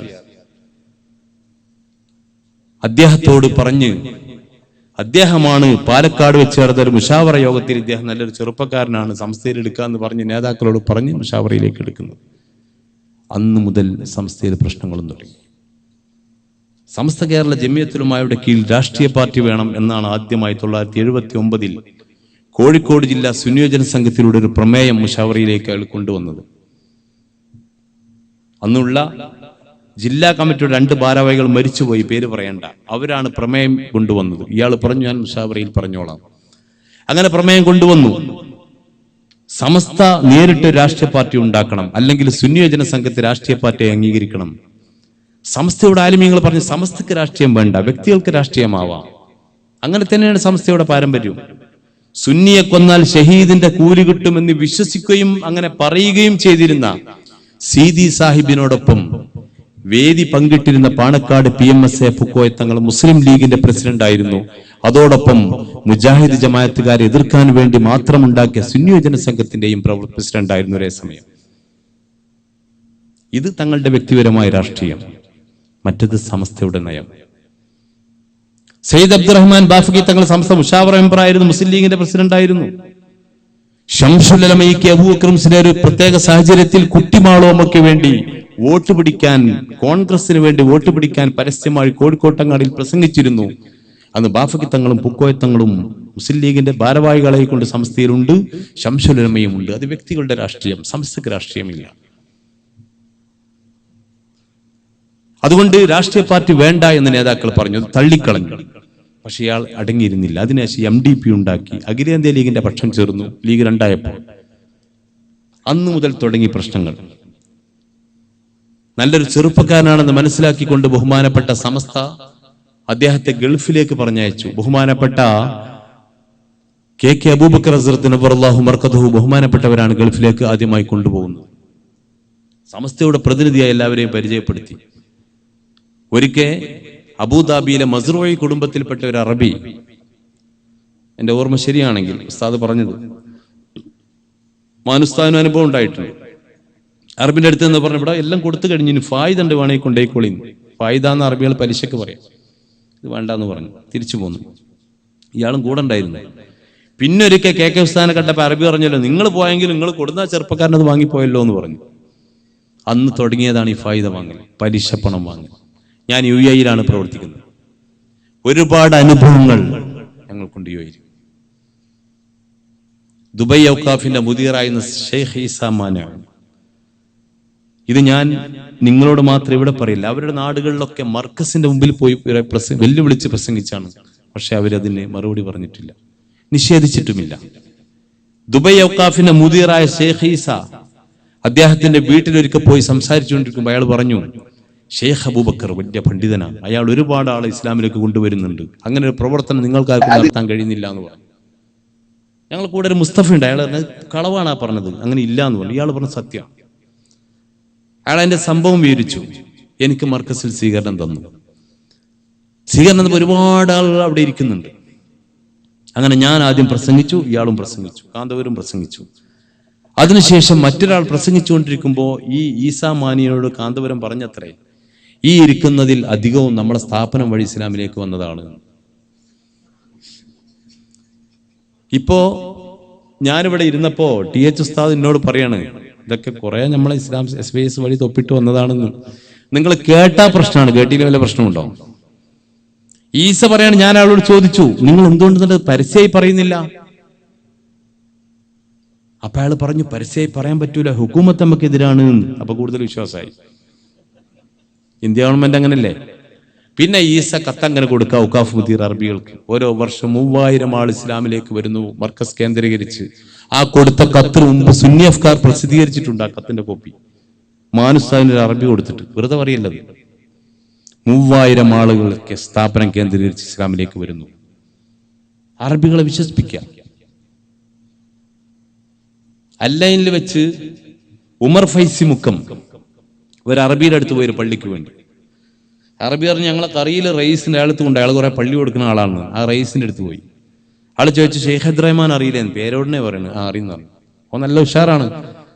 ഒരു മെന്തക്ക ഒന്നായിട്ട് ഇസ്ലാമിക്ക് കൊടുത്തിട്ട് 21 പള്ളി പേമ്പടുന്നാണ് കൊടുത്തു വിട്ടുകയാണ്. അതേതായിരുന്നു ആ മെന്തക്ക? സമാധാനത്തോടുകൂടി മുസ്ലിങ്ങൾ ജീവിക്കുന്ന മഹല്ലത്തിൽ പിളർപ്പും കുഴപ്പം ഉണ്ടാക്കാൻ വേണ്ടി ഉണ്ടാക്കുന്ന പള്ളികൾ. ഈ രീതിയിൽ കളവ് പറഞ്ഞുകൊണ്ട് പണം സമ്പാദിച്ച് ആ പണം നാട്ടിൽ വിതറി കുഴപ്പമുണ്ടാക്കിക്കൊണ്ടിരിക്കുന്നു.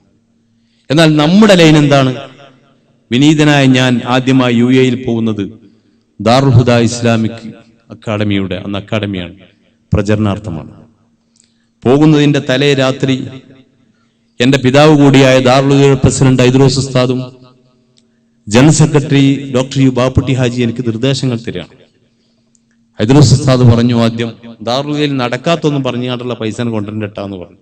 ഞാൻ ആന്ന് പറഞ്ഞു. ബാപ്പുട്ടി ഹാജി എന്നോട് ചോദിക്കുകയാണ്, കുട്ടിക്ക് ഉപ്പ പറഞ്ഞത് എന്താന്ന് മനസ്സിലായോ? ഞാൻ പറഞ്ഞു മനസ്സിലായി. എന്നെ കുട്ടീന്ന് വിളിക്കും.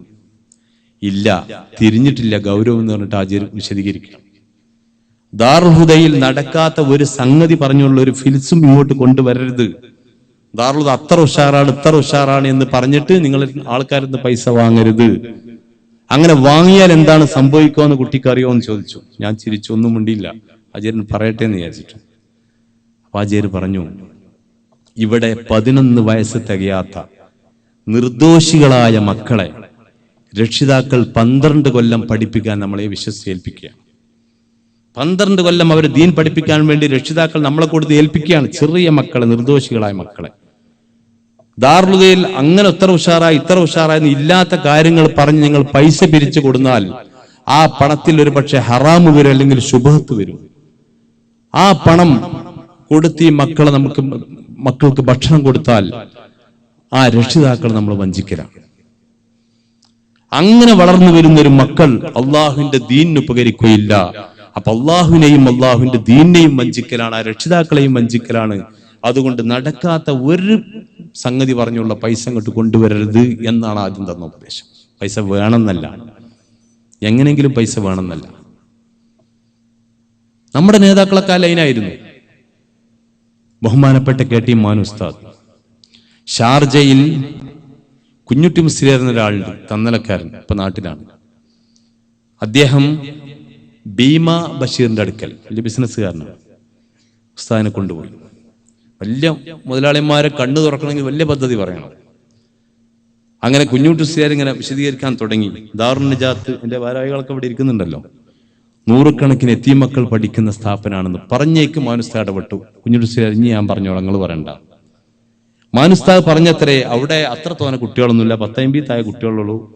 ഇനി കുറഞ്ഞ കുട്ടികളെ, ഒരു 10-12 കുട്ടികളുടെ ചെലവിന് ആവശ്യമുള്ളൂ എന്ന് പറഞ്ഞു. കുഞ്ഞുട്ടി മുസ്ലിയാർ പറയാണ്, ഉസ്താദിനെ ശരിക്കും വഷളാക്കി. അപ്പൊ ഞാൻ പറഞ്ഞൊക്കെ പൊള്ളായില്ലേ? പറഞ്ഞു കഴിഞ്ഞിട്ട് ഉസ്താദിനെ ഇടപെട്ടാൽ മതിയായിരുന്നു. അതിന് പോലും കാത്തു നിൽക്കാൻ മാനുസ്താദ് സമ്മതിച്ചില്ല മനസ്സ്. കാരണം അത് അള്ളാഹുവിന്റെ ദീനിനെ വഞ്ചിക്കലാണ്. നേരെ മറിച്ച് ദുബൈയിലെ ഒരു കാരണൂൽ എന്നോട് ചോദിച്ചു, ഉസ്താദെ നിങ്ങളൊരു മൂല്യർ, അയാൾ ഏതാ, ഞാൻ ജാതി ഗ്രൂപ്പൊന്നും തിരിയില്ല, ഒരു മൂല്യരാന്നോട് ചോദിച്ചാണ്. അല്ല ഉസ്താദ്, ഈ ആലിമീങ്ങളും സയ്യിദന്മാർക്കൊക്കെ മരിച്ചു പോകേണ്ട ചോദിച്ചു. ഞാൻ എന്ത് ചോദിച്ചു? അല്ല, ആ മലപ്പുറം സലാത്ത് നഗറിലുള്ള ആകളുള്ള കുട്ടികൾ എത്രയെന്ന് എനിക്കറിയാം, ഞാൻ അവിടെ പോണ ആളാണ്. പക്ഷെ ഇവിടെ ഇപ്പൊ ഓരോ വേദിയിലും അതിന്റെ 10 ഇരട്ടി കുട്ടികളെ സ്പോൺസർ ചെയ്യിപ്പിക്കുന്നുണ്ട്. ഈ കായൊക്കെ എവിടേക്ക് കൊണ്ടുപോകണം, ഇവർക്കൊന്നും മരിച്ചു പോകേണ്ടതെന്ന് ചോദിച്ചു. ഈ രീതി പണം സമ്പാദിക്കുക സമൂഹത്തിനടുത്ത് കളവും വഞ്ചനയും പറഞ്ഞുകൊണ്ട്. ബഹുമാനപ്പെട്ട KK അബൂബക്കർ റളിയല്ലാഹു അൻഹു സമസ്തയ്ക്ക് വേണ്ടി ആദ്യം ഗൾഫിൽ പോയ കോടികൾ പിരിച്ചു കൊണ്ടുവന്ന KK ഉസ്താദ്, നിങ്ങൾ താനൂർ പോയി അന്വേഷിക്കൂ. താനൂര് അവിടെ നിന്ന് കല്യാണം കഴിച്ച കാലത്ത് നാട്ടുകാരുടെ സഹായത്താലും മറ്റും ഉസ്താദ് സ്വയം പ്രയത്നത്താലും ഉണ്ടാക്കിയ ആ വീടും വളപ്പുമല്ലാതെ വഫാത്താകുന്ന സമയത്ത് 1 ഇഞ്ച് ഭൂമി പോലും ഉസ്താദ് സമ്പാദിച്ചിട്ടില്ല. ബഹുമാനപ്പെട്ട നാട്ടിക ഉസ്താദ് നവ്വറല്ലാഹു മർക്കദഹു, ബഹുമാനപ്പെട്ട നാട്ടിക ഉസ്താദ് വഫാത്താകുന്നതിന്റെ മുമ്പ്, ഏതാനും മാസങ്ങൾക്ക് മുമ്പ്, UAE വലിയ മുതലാളിമാരുടെ വേദിയിൽ വെച്ച് ഗൾഫാർ മുഹമ്മദ് അലി ചോദിച്ചത്രേ, ഉസ്താദ് നിങ്ങളെ സാമ്പത്തിക സ്ഥിതി എന്താണ്? ഉസ്താദ് എനിക്ക് റബ്ബർ എസ്റ്റേറ്റ് ഒക്കെ ഉണ്ട് എന്ന് പറഞ്ഞു. ഇവരെ വിശ്വസിച്ചു. യൂസുഫ് അലിയെ പോലുള്ള വലിയ ആളുകളുടെ വേദിയിലാണ് ചോദിക്കുന്നത്. ഉസ്താദ് കളവ് പറഞ്ഞിട്ടുണ്ടായിരുന്നില്ല. മരിച്ചു നോക്കുമ്പോൾ 40 സെന്റ് സ്ഥലത്ത് 16 ഉണങ്ങിയ റബ്ബർ കുറ്റികൾ നിൽക്കുന്നുണ്ട്. ഞങ്ങൾ പോയി എണ്ണിയതാണ്. ഉസ്താദ് വഫാത്തായപ്പോൾ കുടുംബം പട്ടിണിയായിരുന്നു. UAE സുന്നി കൗൺസിൽ വളരെ രഹസ്യമായിക്കൊണ്ട് കുറഞ്ഞ ആളുകളിൽ നിന്ന് മാത്രം കുറഞ്ഞ പണം സമ്പാദിച്ച് ശേഖരിച്ച് 14 സെന്റ് സ്ഥലം മേലാറ്റൂർ അങ്ങാടിയിൽ ഞങ്ങൾ വിലക്ക് വാങ്ങി. ഗൾഫാർ മുഹമ്മദ് അലിയെ പോലെ 2-3 ആളുകൾ ഇത് പറയുന്നത് ഉസ്താദ് ഇഷ്ടപ്പെടില്ല. 2-3 ആളുകൾ ഉണ്ടാക്കിയ ആ വാടക, വീട്ടിൽ നിന്ന് കിട്ടുന്ന വാടക കൊണ്ടാണ് ഉസ്താദിന്റെ കുടുംബം ജീവിക്കുന്നത്. ബഹുമാനപ്പെട്ട മാനു ഉസ്താദ് വഫാത്താകുന്നതിന്റെ ഏതാനും മാസങ്ങൾക്ക് മുമ്പ് ഉസ്താദിന് ഉറക്കം വരാത്ത രാത്രികൾ ഉണ്ടായി. ഭാര്യയെ വിളിച്ചിട്ട് മക്കളൊക്കെ ഒരുമിച്ച് കൂട്ടാൻ പറഞ്ഞു. ഉസ്താദ് പറഞ്ഞു, ഞാൻ അറിയാതെ ദാറുൻ നജാത്തിന്റെ പൈസ ഇവിടെ വീട്ടിൽ ചെലവഴിച്ചിട്ടുണ്ട്. അതുകൊണ്ട് എനിക്ക് ഇന്ന് തന്നെ ഞാൻ മരിച്ചാൽ അള്ളാഹുവിനോട് മറുപടി പറയേണ്ടി വരും. അതുകൊണ്ട് എൻ്റെ കുറച്ച് സ്ഥലം ഞാൻ വിൽക്കുകയാണ്, സമ്മതം തരണം. ഭാര്യ പറഞ്ഞു, അങ്ങനെ വിറ്റാൽ മുറ്റത്തിൻ്റെ ഒരു ഭാഗം കിട്ടു പോകും. ഉസ്താദിനാകെ 33 സെന്റ് സ്ഥലമുള്ളൂ. ഒരു ഭാഗം കൊണ്ട് പോകും, വിൽക്കാൻ പറ്റൂല. എന്നാൽ എന്താ ഒരു വഴി ഈ പറഞ്ഞുകൊണ്ട് എന്താ സംഭവം എന്ന് പറയും. ഉസ്താദിന്റെ മകൻ UAE-ലുണ്ട്. ആ മകൻ ഭാര്യയുടെ പ്രസവ സംബന്ധമായി കുറച്ച് പൈസ അയച്ചിക്കണമെന്ന് ഫോൺ ചെയ്തു. അത് ഫോൺ കിട്ടിയ ഉടനെ തന്നെ ഒരു 40,000 രൂപ കിട്ടി. ഉസ്താദ് അതിന്റെ ആവശ്യത്തിന് വേണ്ടി ചെലവഴിച്ച ഉടനെ UAE-ലെ ഒരു കമ്മിറ്റിയിൽ നിന്ന് ഫോൺ വന്നു, ഞങ്ങൾ 40,000 രൂപ അയച്ചെന്ന് കിട്ടിയില്ലേ. അപ്പൊ കിട്ടിയ പൈസ ദാറുൻ നജാത്തിന്റെ പൈസയായിരുന്നു. ദാറുൻ നജാത്തിന് അന്ന് അക്കൗണ്ടിൽ ലക്ഷങ്ങൾ സ്റ്റോക്കാണ്. ഉസ്താദിന്റെ അക്കൗണ്ടിൽ തന്നെ സെക്രട്ടറി എന്നുള്ളവർക്ക് ആവശ്യമില്ലാത്ത സമയമാണ്. പക്ഷേ അറിയാതെ ചെലവഴിച്ചത് ഉസ്താദിന് ഉറക്കം വരുന്നില്ല. അങ്ങനെ ഭാര്യ പറഞ്ഞു, എന്റെ സ്ഥലം വിൽക്കാം. അങ്ങനെ 90,000 രൂപയ്ക്ക് ഭാര്യയുടെ സ്ഥലം വിറ്റു. 40 ആദ്യം തന്നെ ഉസ്താദിന്റെ കണ്ടീഷൻ അഡ്വാൻസ് 40,000 കിട്ടണം. കച്ചവടത്തിന്റെ കണ്ടീഷൻ തന്നെ 40,000 കിട്ടി, അക്കൗണ്ടിൽ കൊണ്ടിട്ടു. 50,000 ഇങ്ങോട്ട് കലങ്ങിപ്പോയി കുടുംബത്തിൽ. ദിവസങ്ങൾ കഴിഞ്ഞില്ല, മകൻ അയച്ച പൈസയും വന്നു. പക്ഷെ അതുവരെ കാത്തു നിൽക്കാൻ പോലും മാനു ഉസ്താദ് തയ്യാറായില്ല. ഇതാണ് ബഹുമാനപ്പെട്ട സമസ്ത കേരള ജമിയത്തുൽ ഉലമായുടെ നേതാക്കന്മാർ. മറുഭാഗം നിങ്ങൾ ഓരോരുത്തരും അവരുടെ നാട്ടിൽ പോയി നിഷ്പക്ഷമായി അന്വേഷിക്കണം. ഈ പുതിയ പ്രസ്ഥാനവുമായി രംഗപ്രവേശനം ചെയ്യുന്നതിന് മുമ്പ് അവരാരായിരുന്നു സമൂഹത്തിൽ? അവരുടെ പാരമ്പര്യമായ സ്വത്ത് അന്വേഷിക്കണം. ഇന്ന് അവരുടെ അവസ്ഥ അന്വേഷിക്കണം. കടലുണ്ടി പരപ്പനങ്ങാടി ഭാഗത്തൊരു കടൽക്ഷോഭം ഉണ്ടാകുമ്പോഴേക്ക് നഷ്ടപ്പെടുന്ന ബോട്ടുകളിലെ 90% ആരുടേതാണെന്ന് അന്വേഷിക്കണം. കേരളത്തിലുള്ള ഒട്ടുമിക്ക ജ്വല്ലറികളുടെയും സിമന്റ് ഫാക്ടറികളുടെയും മറ്റ് കെട്ടിടങ്ങളുടെയും ഭൂസ്വത്തിന്റെയൊക്കെ ഉടമകൾ ആരാണെന്ന് അന്വേഷിക്കണം. എവിടെ നിന്ന് ഇത് സമ്പാദിക്കുന്നു?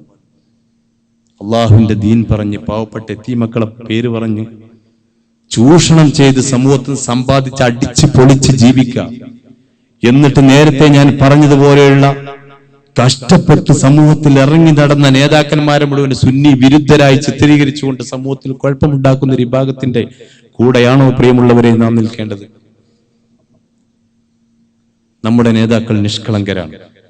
ഇവിടെ പറഞ്ഞ അവരുടെയൊക്കെ വഫാത്ത് സമൂഹത്തിന് ദൃഷ്ടാന്തമാണ്. ഇന്ന് അവരുടെ കൂടെയുള്ള വലിയൊരു നേതാവ് റൂമിൽ പൂട്ടിയിട്ടിരിക്കുകയാണ്. എനിക്ക് ഓർമ്മ വരുന്നത് ബഹുമാനപ്പെട്ട സയ്യിദ് ബിൻ അബി വഖാസ് റളിയല്ലാഹു അൻഹു ഗവർണറായി പറഞ്ഞയച്ചു. അദ്ദേഹത്തിന്റെ നാട്ടിലുള്ള ഒരാള് പറഞ്ഞു, ഭരണാധികാരി നീതി പാലിക്കുന്നില്ല എന്ന്. ഉമർ ഇബ്നുൽ ഖത്താബ് റളിയല്ലാഹു അൻഹു വിളിച്ച് കാര്യം അന്വേഷിച്ചു. വളരെ സത്യസന്ധനായ ഒരു ഗവർണറെ കുറിച്ചാണ് പരാതി. ബഹുമാനപ്പെട്ടവർക്ക് വിഷമമുണ്ടായി. അദ്ദേഹം ദുആ ചെയ്തു, ആ മനുഷ്യനെ അള്ളാഹു അയാളുടെ ആയുസ്സിന് നീട്ടിക്കൊടുക്കണമേ. ഇദ്ദേഹം ഒരു ശല്യക്കാരനാണ്, കളവ് പറയുന്നവരാണ് എന്ന് സമൂഹത്തിന് ബോധ്യപ്പെടുന്ന വിധം അദ്ദേഹത്തിന്റെ ആയുസ് നീട്ടിക്കൊടുക്കണേ എന്ന് ബഹുമാനപ്പെട്ടവർ ദുആ ചെയ്തു. സയ്യിദ് റളിയല്ലാഹു അൻഹു ദുആ ചെയ്തു. അങ്ങനെ അദ്ദേഹം ഒരുപാട് കാലം ജീവിച്ചു. വഴിയോരങ്ങളിൽ നിന്നുകൊണ്ട് പോകുന്ന സ്ത്രീകളൊക്കെ പരസ്യമായി ശല്യം ചെയ്യാൻ തുടങ്ങി. ജനങ്ങൾ കൈകാര്യം ചെയ്യുമ്പോൾ അദ്ദേഹം പറയാറുണ്ടായിരുന്നത്രേ, സയ്യിദ് റളിയല്ലാഹുവിന്റെ പ്രാർത്ഥന എനിക്ക് പരിചരിക്കുന്നു എന്ന്. ഈ രൂപത്തിൽ ശംസുൽ ഉലമയുടെ കുരുത്തക്കേട് എനിക്ക് ഫലിച്ചു എന്ന് കൂട്ടത്തിൽ പറഞ്ഞുകൊണ്ട് നേതാവിനെ റൂമിലിട്ട് പൂട്ടിയിട്ടൊരവസ്ഥയിലേക്ക് ഒരു പ്രസ്ഥാനം മാറിക്കഴിഞ്ഞിരിക്കുക. ബഹുമാനപ്പെട്ട ഹിറക്കൽ രാജാവിന്റെ അടുക്കൽ അബൂ സുഫിയാൻ റളിയല്ലാഹു അൻഹു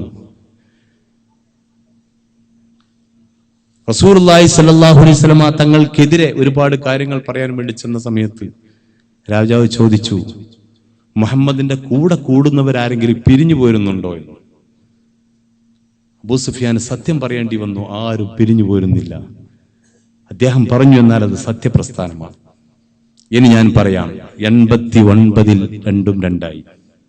89 അതിനുശേഷം വിഘടിത ഭാഗത്തുള്ള എല്ലാ സൗകര്യങ്ങളും കൊടുത്തിട്ടും എത്ര ആളുകൾ ഇങ്ങോട്ട് പോന്നു. അവരുടെ കേന്ദ്ര മുഷാവറ ഫത്വ കമ്മിറ്റിയിൽ പോലും ഉണ്ടായിരുന്നു. എറണാകുളം പൊന്നുരുന്തി കുഞ്ഞാഹമ്മദ് മുസ്ലിയാർ മുതൽ ഇങ്ങോട്ടുള്ളൂ. എത്ര ആളുകൾ ഇങ്ങോട്ട് പോന്നു. ഇന്നും കൂടൊഴിഞ്ഞ് പോന്നുകൊണ്ടിരിക്കുകയാണ്. ഏറ്റവും പുതിയത് സംസ്ഥയുടെ വർത്തമാനവും പറയണമെന്നാണ് സംഘാടകർ എന്നോട് പറഞ്ഞത്. ഏറ്റവും പുതിയത് ഈ 3-4 ദിവസത്തിന്റെ ഉള്ളിൽ കാന്തപുരം മഹലിൽ നടന്ന നബിദിന പരിപാടികളിൽ അവരുടെ പള്ളികളിലും മദ്രസയിലുള്ള ഒരുപാട് ആളുകൾ ഇങ്ങോട്ട് വന്നു. SF-ന്റെ പ്രവർത്തകർ വന്നു നമ്മുടെ വേദികളിൽ പങ്കെടുത്തു. അവർ പറഞ്ഞത്ര, ഇതുവരെ നമ്മൾ പ്രവാചക സ്നേഹം പറഞ്ഞ് സമൂഹത്തെ കബളിപ്പിക്കുകയായിരുന്നു, ഇനി ആത്മാർത്ഥമായ ഒരു പ്രവാചക സ്നേഹത്തിൽ പങ്കെടുക്കാമെന്ന്. കാന്തപുരം അബൂബക്കർ മുസ്ലിയാരുടെ കാന്തപുരം പള്ളിയിലെ മുദരിസ് രാത്രിയാണ് ഒളിച്ചോടിയത്. എനിക്ക് ഈ മുടിക്കച്ചവടക്കാരുടെ കൂടെ നിൽക്കാൻ കഴിയില്ലെന്ന് പറഞ്ഞ് അടുത്ത ദിവസം ഒളിച്ചോടി പോയിരിക്കുകയാണ്. എത്ര ആളുകൾ പോന്നു. എന്തൊക്കെ തട്ടിപ്പാണ് ഈ സമൂഹത്തിൽ നടത്തിയത്. മാള മെഡിക്കൽ കോളേജ് മുതൽ അതിൻ്റെ ഒന്നും കഥകൾ നമ്മൾ പറയേണ്ടതില്ല. സിമന്റ് ഫാക്ടറി മുതൽ നമുക്ക് സഹിക്കാൻ കഴിയാത്തത് ഹബീബായ റസൂലുള്ളാഹി സല്ലല്ലാഹു അലൈഹി വസല്ലമ തങ്ങളെ വെച്ചുള്ള ഈ കച്ചവടം, പ്രവാചക സ്നേഹം പങ്കിടുന്ന വേദിയാണിത്. എന്റെ പ്രിയപ്പെട്ട സഹപ്രവർത്തകരെ, ഹബീബായ റസൂലുള്ളാഹി സല്ലല്ലാഹു അലൈഹി വസല്ലമ തങ്ങൾക്കൊരു വ്യാജ ദാത്ത് സൃഷ്ടിക്കുകയാണ് ഇവർ ചെയ്ത്. വിഷയം ചെറുതല്ല. സോളമാൻ റുഷ്ദി റസൂലുള്ളാഹി സ്വല്ലല്ലാഹു അലൈഹി വസല്ലമ തങ്ങളെ കുറിച്ച് മോശമായ ഒരു വിശേഷണമാണ് പറഞ്ഞതെങ്കിൽ റസൂലുള്ളാഹിയുടെ മുടിയാണെന്ന് പറഞ്ഞുകൊണ്ടൊരു വ്യാജ ഒരു സാധനം കൊണ്ടുവന്നിരിക്കുകയാണ്. എല്ലാ അർത്ഥത്തിലും വ്യാജമാണ്. നമുക്കൊക്കെ സമൂഹത്തിന് അവർക്കും ബോധ്യമായിരിക്കും. അതൊന്നും വിശദീകരിക്കേണ്ട ആവശ്യമില്ല. ഇത് വിട്ടുകൊടുക്കേണ്ട പ്രശ്നമല്ല. നേരത്തെ ഇവിടെ പറഞ്ഞല്ലോ, ഒരു സഹോദരി ഉഹദ് യുദ്ധം കഴിഞ്ഞ് തിരിച്ചു വരുമ്പോ, എന്റെ മകൻ പോട്ടെ, പ്രശ്നമല്ല, ഭർത്താവ് പോട്ടെ, എന്റെ സഹോദരങ്ങൾ പോട്ടെ, ഹബീബിന് എന്ത് പറ്റി എന്ന് ചോദിച്ചുകൊണ്ട് അവസാനം ഹബീബിനെ കണ്ടപ്പോൾ എല്ലാ മുസീബത്തും എനിക്ക് മുസീബത്തല്ലാതായിരിക്കുന്നു എന്ന് പറഞ്ഞ ആ സഹോദരി ചവിട്ടു നിന്ന ഉഹദ് രണാങ്കളത്തിൽ ആ മണ്ണിന്റെ മണൽത്തരിയുടെ 1000-1 മണൽത്തരിയുടെ മഹബത്തെങ്കിലും ഖൽബിലുള്ള മൂമിൻ ഇത് പൊറുക്കില്ല, വിട്ടുകൊടുക്കുന്ന പ്രശ്നമില്ല. ബഹുമാനപ്പെട്ട ഖുബൈബ് റളിയല്ലാഹു അൻഹുവിന്റെ ചരിത്രം നമ്മൾ കേട്ടിട്ടുണ്ട്. വലസ്തു ഉബാലി ഹീന ഉഖ്തലു മുസ്ലിമ അലാ അയ്യി ശക്കിൻ കാന ലില്ലാഹി മസ്റ. ഖുബൈബിനോട് പറഞ്ഞു, ചുറുചുറുക്കുള്ള ഖുബൈബിന്റെ കഴിവ് കണ്ടിട്ട് പറഞ്ഞു, ഖുബൈബ്, നിന്നെ ഒഴിവാക്കി തരാം, കൊല്ലില്ല, നിന്നെ വെറുതെ വിട്ടേക്കാം. പലതും പറഞ്ഞു സമ്മതിക്കുന്നില്ലെങ്കിൽ അവസാനം പറഞ്ഞു, എന്റെ സ്ഥാനത്ത് മുഹമ്മദ് ആവട്ടെ എന്നൊരു വാക്ക് പറഞ്ഞാൽ മതി. ഖുബൈബ് പറഞ്ഞു, കഴിയില്ല, എന്റെ സ്ഥാനത്ത് മുഹമ്മദ് ആവട്ടെ എന്ന് പറയുന്നതിന് പകരം എന്റെ ഹബീബിന്റെ കാലിൽ ഒരു മുള്ളു തറക്കട്ടെ എന്ന് പോലും പറയാൻ ഖുബൈബിന് കഴിയില്ല. അതിലേറെ തൂക്കുമരമാണ് നല്ലത്, ഞാൻ അഭിമാനത്തോടു കൂടി കാണുന്നു എന്ന് പറഞ്ഞ ആ ഖുബൈബ് റളിയല്ലാഹു അൻഹുവിന്റെ പേരമക്കളാണെന്ന്. ഈ ഹബീബിന്റെ പേരുള്ള കച്ചവടം അത് വിട്ടുകൊടുക്കാൻ കഴിയില്ല. പലരും പറയും, എന്തിനീ പുതിയ വിവാദത്തിന് പോകുന്നു എന്ന്. പ്രവാചക സ്നേഹമുള്ളവർക്ക് അത് വിട്ടുകൊടുക്കാൻ കഴിയില്ല. അത് വലിച്ചെറിയുന്നവരെ ഞാൻ നേരത്തെ പറഞ്ഞു, പാണക്കാട് സയ്യിദ് കുടുംബം അവസരോചിതമായി ഇടപെടാറുണ്ട്. അഖില കേരള ജമിയത്തുൽ ഉണ്ടാക്കിയപ്പോൾ PMSA പൂക്കോയത്തങ്ങളാണ് അഖില പോട്ടെ എന്ന് പറഞ്ഞെങ്കിൽ, രണ്ടാമത് പാണക്കാട് സയ്യിദ് കുടുംബത്തിന്റെ കാരണവർ സയ്യിദ് മുഹമ്മദ് അലി ശിഹാബ് തങ്ങൾ മറ്റൊരു കാര്യം ശബ്ദമുയർത്തിക്കൊണ്ട് പറഞ്ഞു. എറണാകുളത്ത് വിഘടിതൊരു സമസ്തയിൽ കുഴപ്പമുണ്ടാക്കാൻ വേണ്ടി സമ്മേളനം നിശ്ചയിച്ചപ്പോൾ പറഞ്ഞു, മുസ്ലിം ലീഗുകാരോ സമ്മേളനത്തിന് പോകരുത് എന്ന് പാണക്കാട് സയ്യിദ് മുഹമ്മദ് അലി ശിഹാബ് തങ്ങൾ പ്രഖ്യാപിച്ചു. കാരണം അത് ഉമ്മത്തിൽ ഭിന്നിപ്പുണ്ടാക്കുന്ന സമ്മേളനമാണ്, പോകരുത് എന്ന് സയ്യിദ് മുഹമ്മദ് അലി ശിഹാബ് തങ്ങൾ പറഞ്ഞു. മുസ്ലിം ലീഗുകാർ അത് ഏറ്റെടുത്തു. മൂന്നാമത് പാണക്കാട് സയ്യിദ് കുടുംബത്തിന്റെ കാരണവർ സയ്യിദ് ഹൈദർ അലി ശിഹാബ് തങ്ങൾ സമൂഹത്തോട് ഉറക്കെ പറഞ്ഞതാണ്, ആ വേജമുടി പുറങ്കാല് കൊണ്ട് ചവിട്ടു മാറ്റണം.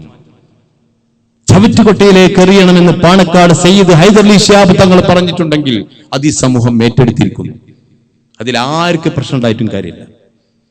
പാണക്കാട് സയ്യിദുകളും അവസരോചിതമായി ഇടപെടാറുണ്ട് പ്രശ്നങ്ങളിൽ. ബഹുമാനപ്പെട്ട പാണക്കാട് സയ്യിദ് സാദിഖ് അലി ശിഹാബ് തങ്ങൾ വിഷമത്തോടു കൂടി ഒരു കാര്യം പറഞ്ഞിരുന്നു. ട്രെയിനിൽ വെച്ച് CPIയുടെ നേതാവ് പന്ത്യൻ രവീന്ദ്രനെ കണ്ടപ്പോൾ പന്ത്യൻ രവീന്ദ്രൻ പറഞ്ഞത്രേ, തങ്ങളെ, ഞാൻ ഈ മുടി നീട്ടിയപ്പോൾ ആദ്യം എനിക്കൊരു വിഷമം തോന്നിയിരുന്നു, പലരും എന്നെ പരിഹസിച്ചിരുന്നു. പക്ഷെ ഇന്ന് എനിക്ക് അഭിമാനം തോന്നുന്നു, നിങ്ങളുടെ പ്രവാചകന്റെ മാതൃകയാണെന്ന് അറിഞ്ഞപ്പോൾ. തങ്ങൾ വിഷമത്തോടു കൂടിയാണ് അത് പങ്കുവെച്ചത്. വല്യപ്പയാണല്ലോ, ഒരു പ്രാകൃത മനുഷ്യനായി പ്രവാചകർ സല്ലല്ലാഹു അലൈഹി വസല്ലം തങ്ങളെ മാറ്റി. അതുകൊണ്ട് ഞാൻ അവസാനിപ്പിക്കുകയാണ്. പട്ടിക്കാട് ജാമിയ നൂരിയ അറബിക് കോളേജ് ഞങ്ങൾ പഠിച്ചിരുന്ന കാലത്ത്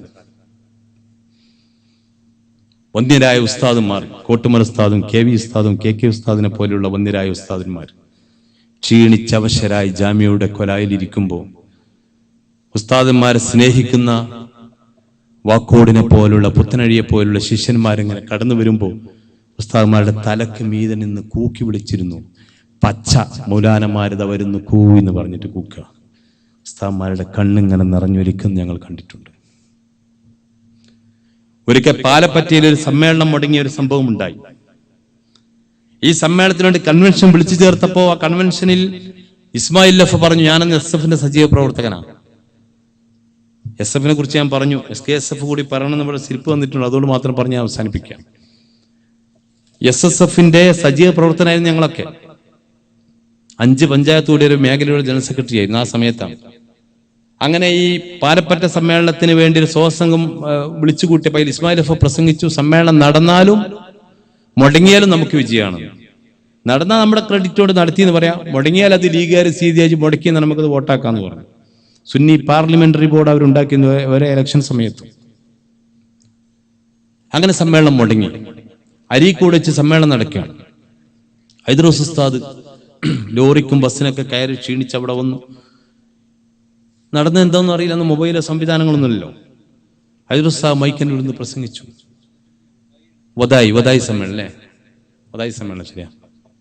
അങ്ങനെ പ്രസംഗിച്ചു അരീക്കോട് നിന്ന്. ഇവിടെ എന്താ നടന്ന് എനിക്കറിയില്ല. ഉടനെ മൈക്കിലൂടെ മറ്റേ പുറത്തുനിന്നൊരാൾ പറയാം, എനിക്കറിയില്ലല്ലടാ, എന്നെ പഠിപ്പിക്കാൻ ഞങ്ങൾ തീരുമാനിച്ചിരിക്കുന്നു. സമൂഹം കേൾക്കുകയാണ് മൈക്കിലൂടെ. ഉസ്താദ് കരഞ്ഞു. വളരെ കഷ്ടപ്പെട്ട് മുതഅല്ലിമീങ്ങളെ പഠിപ്പിക്കുന്നതിന്റെ പ്രാധാന്യം സമൂഹത്തെ പറഞ്ഞ് ബോധ്യപ്പെടുത്തിയപ്പോൾ ഈ സമൂഹം സ്വന്തം മക്കളെ പോലും പട്ടിണിക്കിട്ട് തൂക്കരി മാറ്റി വെച്ചുകൊണ്ട് സ്വന്തം മക്കൾക്ക് കഞ്ഞിവെള്ളം കൊടുക്കുമ്പോഴും പള്ളിയിൽ നിന്ന് വരുന്ന മുതഅല്ലിമീങ്ങൾക്ക് ചോറ് കൊടുത്തുകൊണ്ട് വളർത്തിയെടുത്ത ഈ മുതഅല്ലിമീങ്ങൾ ചുകപ്പൻ രാഷ്ട്രീയത്തിലേക്ക് അണികളെ റിക്രൂട്ട്മെന്റ് ചെയ്യുന്ന ഏജൻസിയായി പ്രവർത്തിച്ചുകൊണ്ട് ഉസ്താദന്മാരെ പരസ്യമായി ധിക്കരിക്കാനും കൂക്കി വിളിക്കാനും തുടങ്ങിയപ്പോൾ ഒന്നരായ ഉസ്താദന്മാര് കരഞ്ഞ അല്ലാഹുവിനോട് പറഞ്ഞു, റബ്ബേ, ബഹുമാനപ്പെട്ട വരക്കൽ മുല്ലക്കോയത്തങ്ങൾ പോലെയുള്ള നേതാക്കൾ ഉണ്ടാക്കിയെടുത്ത ഈ സംസ്ഥ ഖിയാമത്ത് നാൾ വരെ നിലനിൽക്കേണ്ട ഈ പ്രസ്ഥാനത്തിന് പിൻഗാമികൾ ഇവിടെ ഇല്ലേ, നീ ഉണ്ടാക്കണേ എന്ന് ദുആ ചെയ്തു. ആ ദുആയുടെ ഉത്തരമായിരുന്നു SKSF. SKSFന്റെ മുമ്പ് SSF ആക്ഷൻ കമ്മിറ്റിയാണ് ഞങ്ങൾ ഉണ്ടാക്കിയത്. കോഴിക്കോട് ഡെൽമ ടൂറിസ്റ്റ് ഹോമിൽ ആക്ഷൻ കമ്മിറ്റിയോട് ഒരു കൺവെൻഷൻ നടന്നു. അന്ന് അവിടെ സ്വാഗതം പറഞ്ഞ് വിനീതനായ ഞാനായിരുന്നു. 500ഓളം SSFൽ മാത്രം പ്രവർത്തിച്ചിരുന്ന ബഹുമാനപ്പെട്ട ഉസ്താദന്മാർ ആദരിക്കുന്ന പ്രവർത്തകരെ മാത്രം വിളിച്ചു വരുത്തിക്കൊണ്ട് നടന്ന കൺവെൻഷനിൽ ഞാൻ സ്വാഗതം പറഞ്ഞു. ഞാൻ സ്വാഗതം പറയാനുണ്ടായ കാരണം ഞാൻ കാര്യപ്പെട്ട ആളായതുകൊണ്ടായിരുന്നില്ല. അന്ന് ഞാൻ നൂറുൽ ഉലമയുടെ ജനറൽ സെക്രട്ടറി ആയിരുന്നു. ജാമിയയിലെ നൂറുൽ ഉലമ ആയിരുന്നു SSF ഉണ്ടാക്കിയത്. അന്ന് അതിന്റെ ജനറൽ സെക്രട്ടറി ബഹാവുദ്ദീൻ കുര്യാടായിരുന്നു. നൂറുൽ ഉലമയിൽ സ്വാഗതം പറഞ്ഞത് അദ്ദേഹമാണ് സെക്രട്ടറി ആയത്. അതുകൊണ്ട് തന്നെ ആക്ഷൻ കമ്മിറ്റിയിൽ ഞാൻ സ്വാഗതം പറഞ്ഞപ്പോ നമുക്കൊരു അവസരം കിട്ടിയതാണല്ലോ. ഞാൻ അടിച്ചു പൊളിച്ചാണ് പറഞ്ഞു, ഞങ്ങൾ ഇവിടെ ഒരു സംഘടന ഉണ്ടാക്കുന്നില്ല, ഒരു സംഘടനയുമായി ഞങ്ങൾ രംഗത്ത് വരികയാണെങ്കിൽ അതൊരു കൊടുങ്കാറ്റായി കേരളത്തിൽ ആഞ്ഞടിക്കും. അങ്ങനെ ആ കൊടുങ്കാറ്റ് ആഞ്ഞടിച്ചാൽ മറുഭാഗത്തുള്ള വൻ വടവൃക്ഷങ്ങൾ കടപുഴകി ആ സമുദ്രത്തിൽ ലയിച്ചു ചേരുന്ന ഒരവസ്ഥ ഇവിടെ വരാനിരിക്കുന്നു എന്നൊക്കെ പറഞ്ഞു. പിറ്റേ ദിവസം സിറാജിന്റെ ഹെഡിങ് തന്നെ ചായക്കോപ്പയിലെ കൊടുങ്കാറ്റ്. നമ്മളെ പരിഹസിച്ചു. ആക്ഷൻ കമ്മിറ്റി, ജില്ലാ കമ്മിറ്റി ഉണ്ടാക്കി, താലൂക്ക് കമ്മിറ്റി ഉണ്ടാക്കി, താഴേക്കടിയിൽ നമ്മൾ പ്രവർത്തിച്ചു. 1 കൊല്ലം കഴിഞ്ഞതിന് ശേഷമാണ് 1989 SKSF പിറവിയെടുക്കുന്നത്. അതിന്റെ തുടക്കത്തിൽ ഒരുപാട് ത്യാഗങ്ങൾ അതിന്റെ ആളുകൾക്ക് സഹിക്കേണ്ടി വന്നിട്ടുണ്ട്. നമ്മുടെ സ്വന്തം മഹല്ലത്തുകളിൽ പോയി പ്രവർത്തിക്കുമ്പോൾ പോലും സ്വാഗതം പറഞ്ഞ കുട്ടിനെ പിന്നെ കിട്ടൂല. ഒരാൾ സ്വാഗതം പറയും, മൈക്കൊക്കെ സെറ്റ് ചെയ്തു തരും. സ്വാഗതം പറഞ്ഞ ആളെ വാപ്പാന്നിട്ട് പറഞ്ഞു പോട പരീക്ക് ഇജ്ജ് കുഴപ്പമുണ്ടാക്കാൻ നടക്കുക, കാരണം വഹാബിയാളെ പാർട്ടിയാണെന്ന് മോലേരി എന്ന് പറയും ബാപ്പാനോട്. കുട്ടിനെ പറഞ്ഞു ഓടിക്കും. പട്ടിക്കാട് ജാമിയ എന്നൂരി അറബി കോളേജിന്റെ 83-84 വർഷത്തെ സമ്മേളനത്തിന് ഒരു ഉസ്താദിന് അനൗൺസ് ചെയ്യാൻ കിട്ടാത്തതിന്റെ പേരിൽ പട്ടിക്കാടുന്ന് ജീപ്പും ഒരു മൈക്ക് കെട്ടി മലപ്പുറത്ത് വന്നിട്ട് തൊപ്പിയിട്ടൊരു മൂല്യരാണ് അനൗൺസ് ചെയ്തത്. അത്രമാത്രം ഉസ്താദുമാര് സമസ്തയുടെ രംഗത്ത് വരാൻ താല്പര്യം കാണിക്കാത്തൊരു കാലം. കാരണം എന്താ? നിലവിലുള്ള സംഘടനയും സംവിധാനം മുഴുവൻ ഇയാൾ പൈസ കൊടുത്ത് വിലക്ക് വാങ്ങിയിരുന്നു. ഗൾഫിൽ നിന്ന് പണം പിരിച്ചുകൊടുന്ന് മൂല്യമാരാണ് പൊതുവെ ബുദ്ധിമുട്ടുള്ള ആൾക്കാരാണല്ലോ. മക്കളെ കെട്ടിക്കാൻ വീടുണ്ടാക്കാൻ കഷ്ടപ്പെടുന്നവർക്ക് വാരി കോരി കൊടുക്കും. അപ്പൊ അയാളുടെ കടപ്പാടായി. ഈ കടപ്പാടിന്റെ പേരിൽ പലരോടെ കൂടെയായി. നമ്മുടെ വന്യരായ ഉസ്താദന്മാര് കരയുന്നൊരവസ്ഥ. അവരെ സ്വന്തം ഓഫീസിൽ പോയി ഗരവ് ചെയ്യാം. അവര് പ്രസംഗിക്കുന്ന സ്ഥലത്ത് കൂക്കി വിളിക്കുക. ബഹുമാനപ്പെട്ട കോട്ടുമൽ ഉസ്താദ് പ്രസംഗിക്കുമ്പോൾ ഇയാളെ കുഴപ്പമുണ്ടാക്കണ ഇയാൾ പേര് പറഞ്ഞപ്പോ അല്ലാഹു അക്ബർ എന്ന് പറഞ്ഞു ഇവര് അണികളൊന്നായിട്ട്. കോട്ടുമൽ ഉസ്താദ് എന്ന് പറഞ്ഞൊരു വാക്ക് അല്ലാഹു അബൂബക്കർ എന്ന് പോലും പറയാൻ മടിക്കൂലടാ എന്ന് പറഞ്ഞു. അവിടെ എത്തിപ്പോ അള്ളാഹിലും വലിയ ആളായി ഇയാള്. ഉസ്താദ്മാരെ വാക്ക് അങ്ങനെയാണ്. ബഹുമാനപ്പെട്ട ശംസുൽമ പറഞ്ഞില്ലേ, ഇവനൊരു കാലം വരും നിങ്ങൾ നോക്കിക്കോ. ശംസുൽമ പറഞ്ഞു, വലത് കയ്യിൽ സ്വർഗം, ഇടത് കയ്യിൽ നരകം, തലയിൽ ഹൗദുൽ കൗസറുമായി വയന്ന് നടക്കുന്ന ഒരു കാലം വരും. അതല്ലേ ഉണ്ടായത്? സ്വർഗത്തിലേക്ക് ടിക്കറ്റ് അയാൾ കൊടുക്കുന്നു, കൂടെ കൂടാത്തവരൊക്കെ നരകത്തിൽ പോകുന്നു. മുടിയിട്ട വെള്ളം ഹൗദുൽ കൗസർ പോലെ ഇപ്പൊ വയന്ന് നടക്കുന്നു. നേതാക്കളുടെ വാക്കുകളൊക്കെ പുലർന്നുകൊണ്ടിരിക്കുകയാണ്. ഞാൻ അവസാനിപ്പിക്കുകയാണ്. എന്റെ പ്രിയപ്പെട്ട സഹപ്രവർത്തകരെ, നമ്മുടെ നേതാക്കൾ വക്രതയില്ലാത്ത നിഷ്കളങ്കർ, ഉഖ്റവിയായ ആലിമീങ്ങൾ അളക്കാനുള്ള അളവുകോൽ വെച്ച് നോക്കുമ്പോൾ അവർ നേരെ സാത്വികരാണ്. മറുഭാഗത്തുള്ളവർ മുഴുവനും ഒരുപാട് പോലീസ് കേസുകളുടെ പ്രതികളാണ്. പെൺകേസുകൾ, തട്ടിപ്പ് കേസുകൾ. ഈ വേദി അത് പറയാൻ എന്നെ അനുവദിക്കുന്നില്ല. ജീവിക്കുന്ന തെളിവുകളാണ്. അവരൊരിക്കലും സമൂഹത്തിന് നേതൃത്വം നൽകാൻ യോഗ്യരല്ല. അതുകൊണ്ട് തന്നെ ആ ഭാഗത്തുള്ളവർ കൂടൊഴിഞ്ഞു വന്നുകൊണ്ടിരിക്കുകയാണ്. ഇനി ഇയാളുടെ പതനം അടുത്തിരിക്കുകയാണ്. അള്ളാഹുവിന്റെ റസൂലിനെ വെച്ചിട്ടാണ് കളി.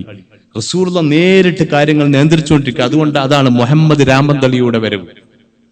അഫിഡവിറ്റിനെതിരെ നമ്മൾ കോടതിയെ സമീപിച്ചു. ഗവൺമെന്റ് പോലും നമ്മളെ വഞ്ചിച്ചിരുന്ന ഒരു സമയത്ത് ശക്തമായി സമസ്ത ഇടപെട്ടു. ഗവൺമെന്റ് തിരുത്തി. ആ അഫിഡവിറ്റിൽ അയാൾക്ക് വേണ്ടി കക്ഷി ചേർന്ന് 2 വ്യക്തികളായിരുന്നു. ഒരു അബ്ദുസ്സമദ്, അവൻ ആടി നിൽക്കുകയാണ്. മറ്റൊന്ന് മുഹമ്മദ് രാമന്തളി. ഇയാൾക്ക് വേണ്ടി കക്ഷി ചേർന്ന രാമന്തളി നമ്മുടെ കൂടെയാണ്.